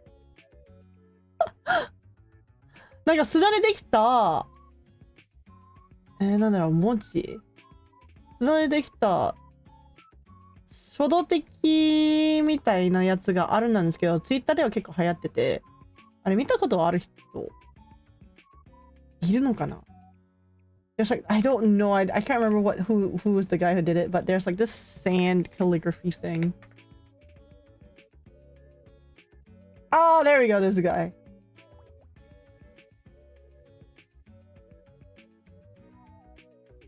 Sand calligraphy. This guy.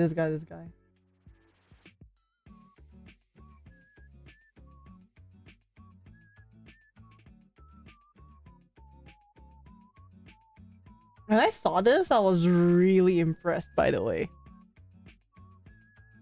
It's a very ornate mosque. Ah. ね、これかっこよくない？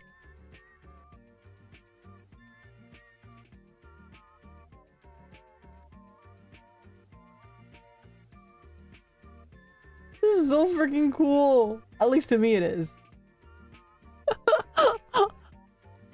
Curious thing about carrying the calligraphy community. だってかっこいいもん、これ。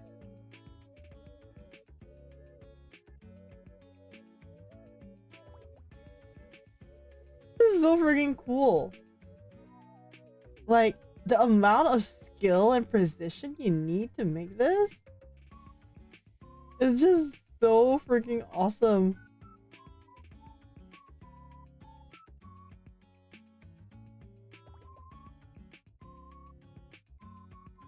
こういうのがね、めっちゃくちゃ才能がないっていうか、センスがないとできないやつやからな。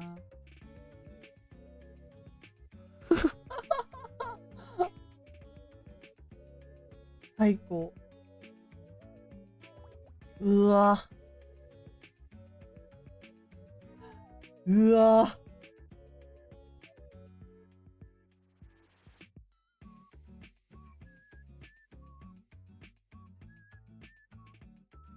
I like to watch a lot of these things, by the way.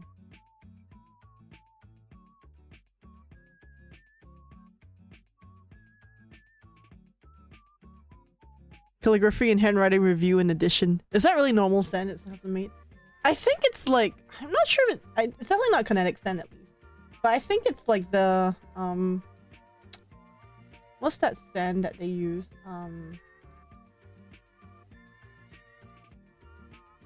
You know the sand that is used in like the sand art?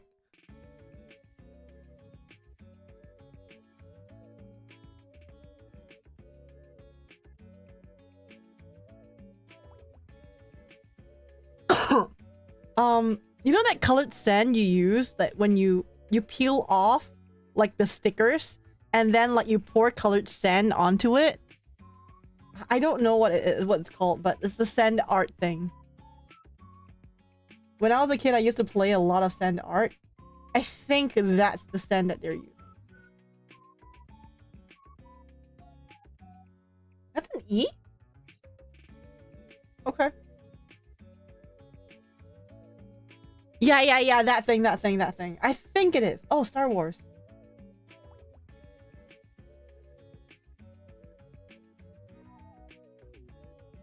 Nike. Colorful sands. Yeah. あれだと思う。That's this are from Seb Lester.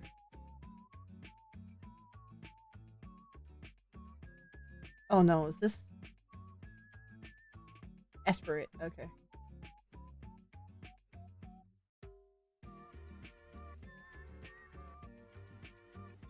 Hey. Oops. Oh shit, where is it?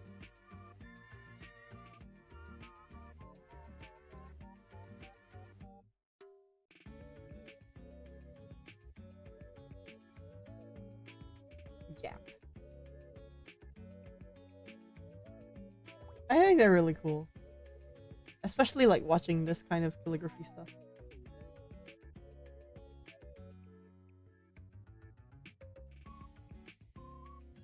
Ooh. Only you?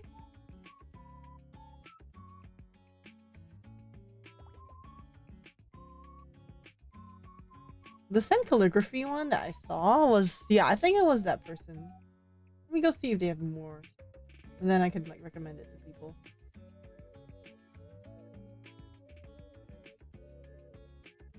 Oh, New York Times? Oh, that's so cool. Like, I think this kind of typography is like, it's definitely a kind of art on its own. There's no way. Huh? Is this a machine? That is like, whoa.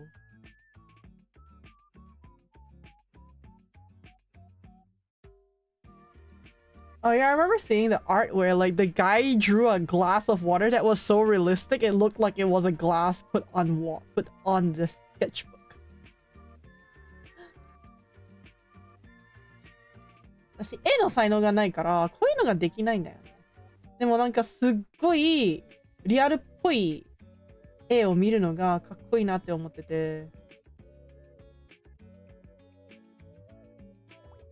なんかね、水のガラスをそのまま置いているように見せかける絵があったなんですよね。もうリアルすぎてて。どうしても。This is not even calligraphy anymore, it's just art.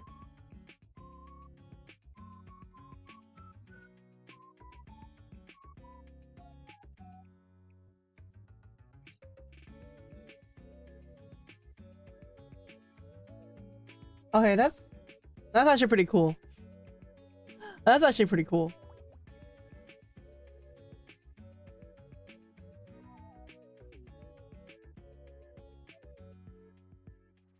Let's finish this up.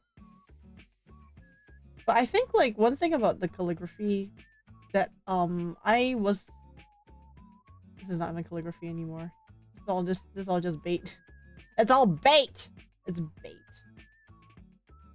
I wonder if they have more sand art stuff.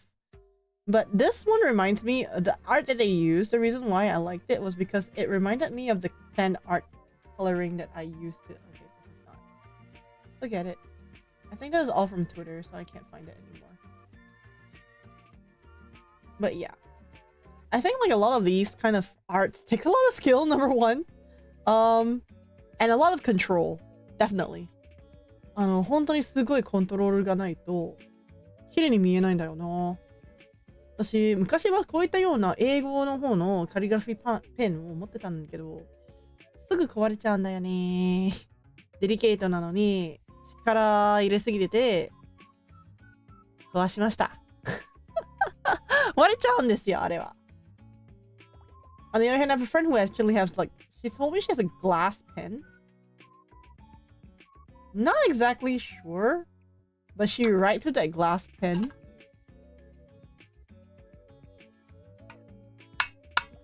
And they sent me photos of it, I think, before. I was like, whoa, holy crap, okay.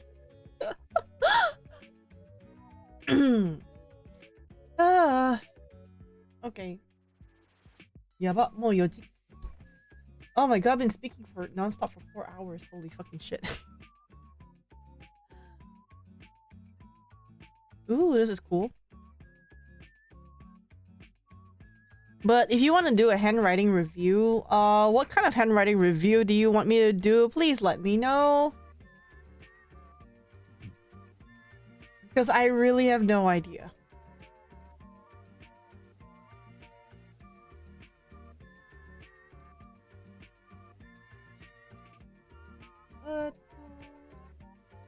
Okay.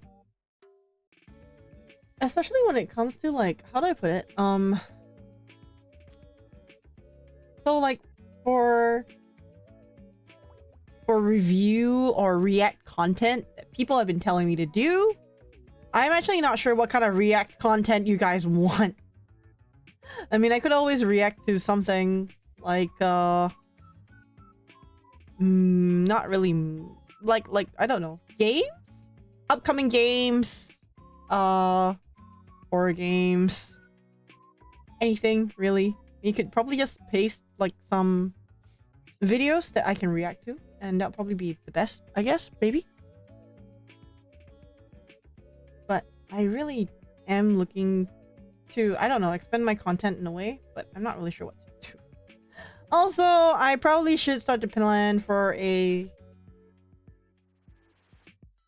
Probably reacting to news about the games you play. That might be cool. Yeah, that might be cool. Trailers, game trailers, stuff that I've already am looking forward to. Maybe I'll put a few up. Maybe you could do like a... I know that some creators, some of the bigger creators, well, not really super big, but like some of the people I know, they do things like testing out demos of games, upcoming games as well. You'll probably do that. And what else is there? Oh yeah, I really got a plan for like... I'm planning to I'm trying to plan for a subathon, probably for May, as like a 1-year debut anniversary plus birthday stream kind of thing. But I'm not sure how to go about it. I'm gonna ask for some advice from people on how to do it. And hopefully I can figure things out from there. Hopefully. But if I do a subathon, how long do you want it to be? 24 hours, 48 hours, uncapped. And what kind of prizes do you guys want? That's the big question, right? What kind of prizes do you guys want? Reacting to news about games I play. So like upcoming games, or you won't be able to sleep. I know. But I'm already not really sleeping much in the first place anyway, so why not, right? Allow you guys to torture me. It's like the only one time that you can torture me. Yay. 一応サバソンをやってみようかなと思ってて。24時間か48時間か。アンキャップ。まだ決まってないんだけど、考え中です。1週間記念兼ね、誕生日配信みたいな企画を今考え中なんですよね。プランニングとかはまだ、それはまだ後々で、そろそろアップしないといけないんだけど、まあ、とりあえず、それは5月中旬くらいかな。誕生日5月10日なんで、なので5月10日自体がちょっといろいろやらないといけないから、おばあちゃんが多分家に来るかもしれないんで、それができないんだから、翌日かなみたいな感じでやってみようと思ってます。初めは多分10日なんだけど、ほぼ、あそこの前には入れないかもしれないんだよね。授業もあるし。確か、あれ Hold on. My actual birthday's on the May 10th. And that's a Saturday, which is my lessons day with with guitar and vocals as well. まあとりあえずいろいろ考えてプランニングしてその後はなんとかしようかなと思ってるんで、はーい。Yeah, maybe there might be like a bit of, I don't know. I need to figure out how to plan this thing out. Like what games to play, what I'm gonna do. Especially if it's like gonna be a really, really, really long stream. There probably will be some sleeping involved somewhere. If it's going past 48 hours, I have to sleep, alright? If it's going past 48 hours, I need to sleep. But I need to ask for advice on how to do it. So if you guys know anyone who knows how to do this kind of stuff or plan this kind of stuff, do let me know so that I can approach people for advice. Then I gotta make that PowerPoint chart of like redeems of how many of whatever. Yeah, I gotta figure that one out too. It's really hard to figure things out when I have no idea what I'm doing. Because for me, going streaming was like, hey, yeah, I'm gonna stream. Press start. Press start streaming. 正直私こういうなんて言うんだろう。配信企画に関してはめっちゃ苦手なんだよね。どうすればいいのかがわかんないんで。私にとって配信はただ、とりあえず、はい、これやります。こういう大体なことをやりたいです。という。まあ、概念があって。で、サムネイル作って、で、時間になったら、スタートストリーミングボタンをポチッと押すだけなんだから、プランニングも企画もなんもないようにずーっと配信してるんですよ。全部アドリブ。適当に。だから、こういうね、企画とかに関しては、やはり、誰かアドバイスがもらえない、誰からアドバイスもらえないと、多分、手もつけないかもしれないから、まあ、頑張るわ。あと、結局、私のオーバーレイ、レイアウト、頼んでたんだけど、全然届かないし、間に合わなかった。というふうに多分、まあ、再デビューは無理かもしれないな。わかんないんだけど。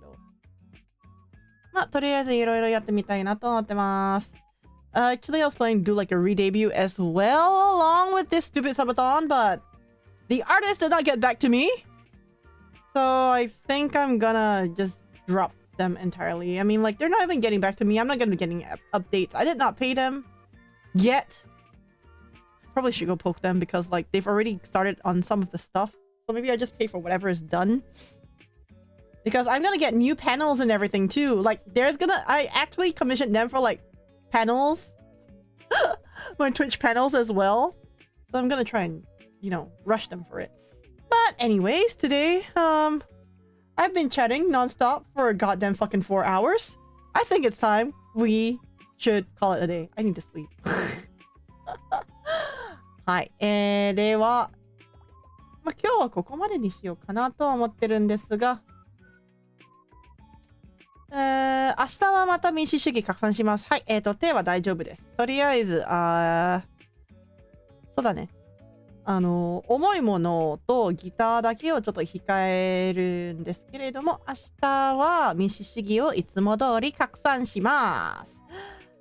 Well, for my hand, I am fine with playing games. That's fine. Definitely fine.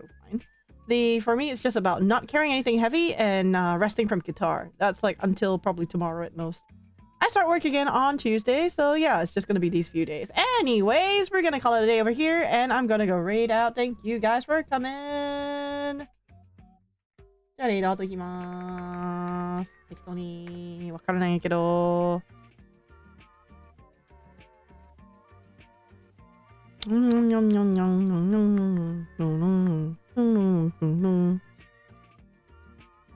Thank you for stream. Always take care. Yeah, you too. By the way, Sherpa, how have you been? I haven't seen you for a very long time. I think you're busy, probably. You've probably been busy, I think. Nom nom. Otsukira. Hi.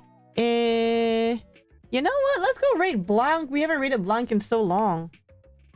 Let's go to raid Blanc. Blanc VH.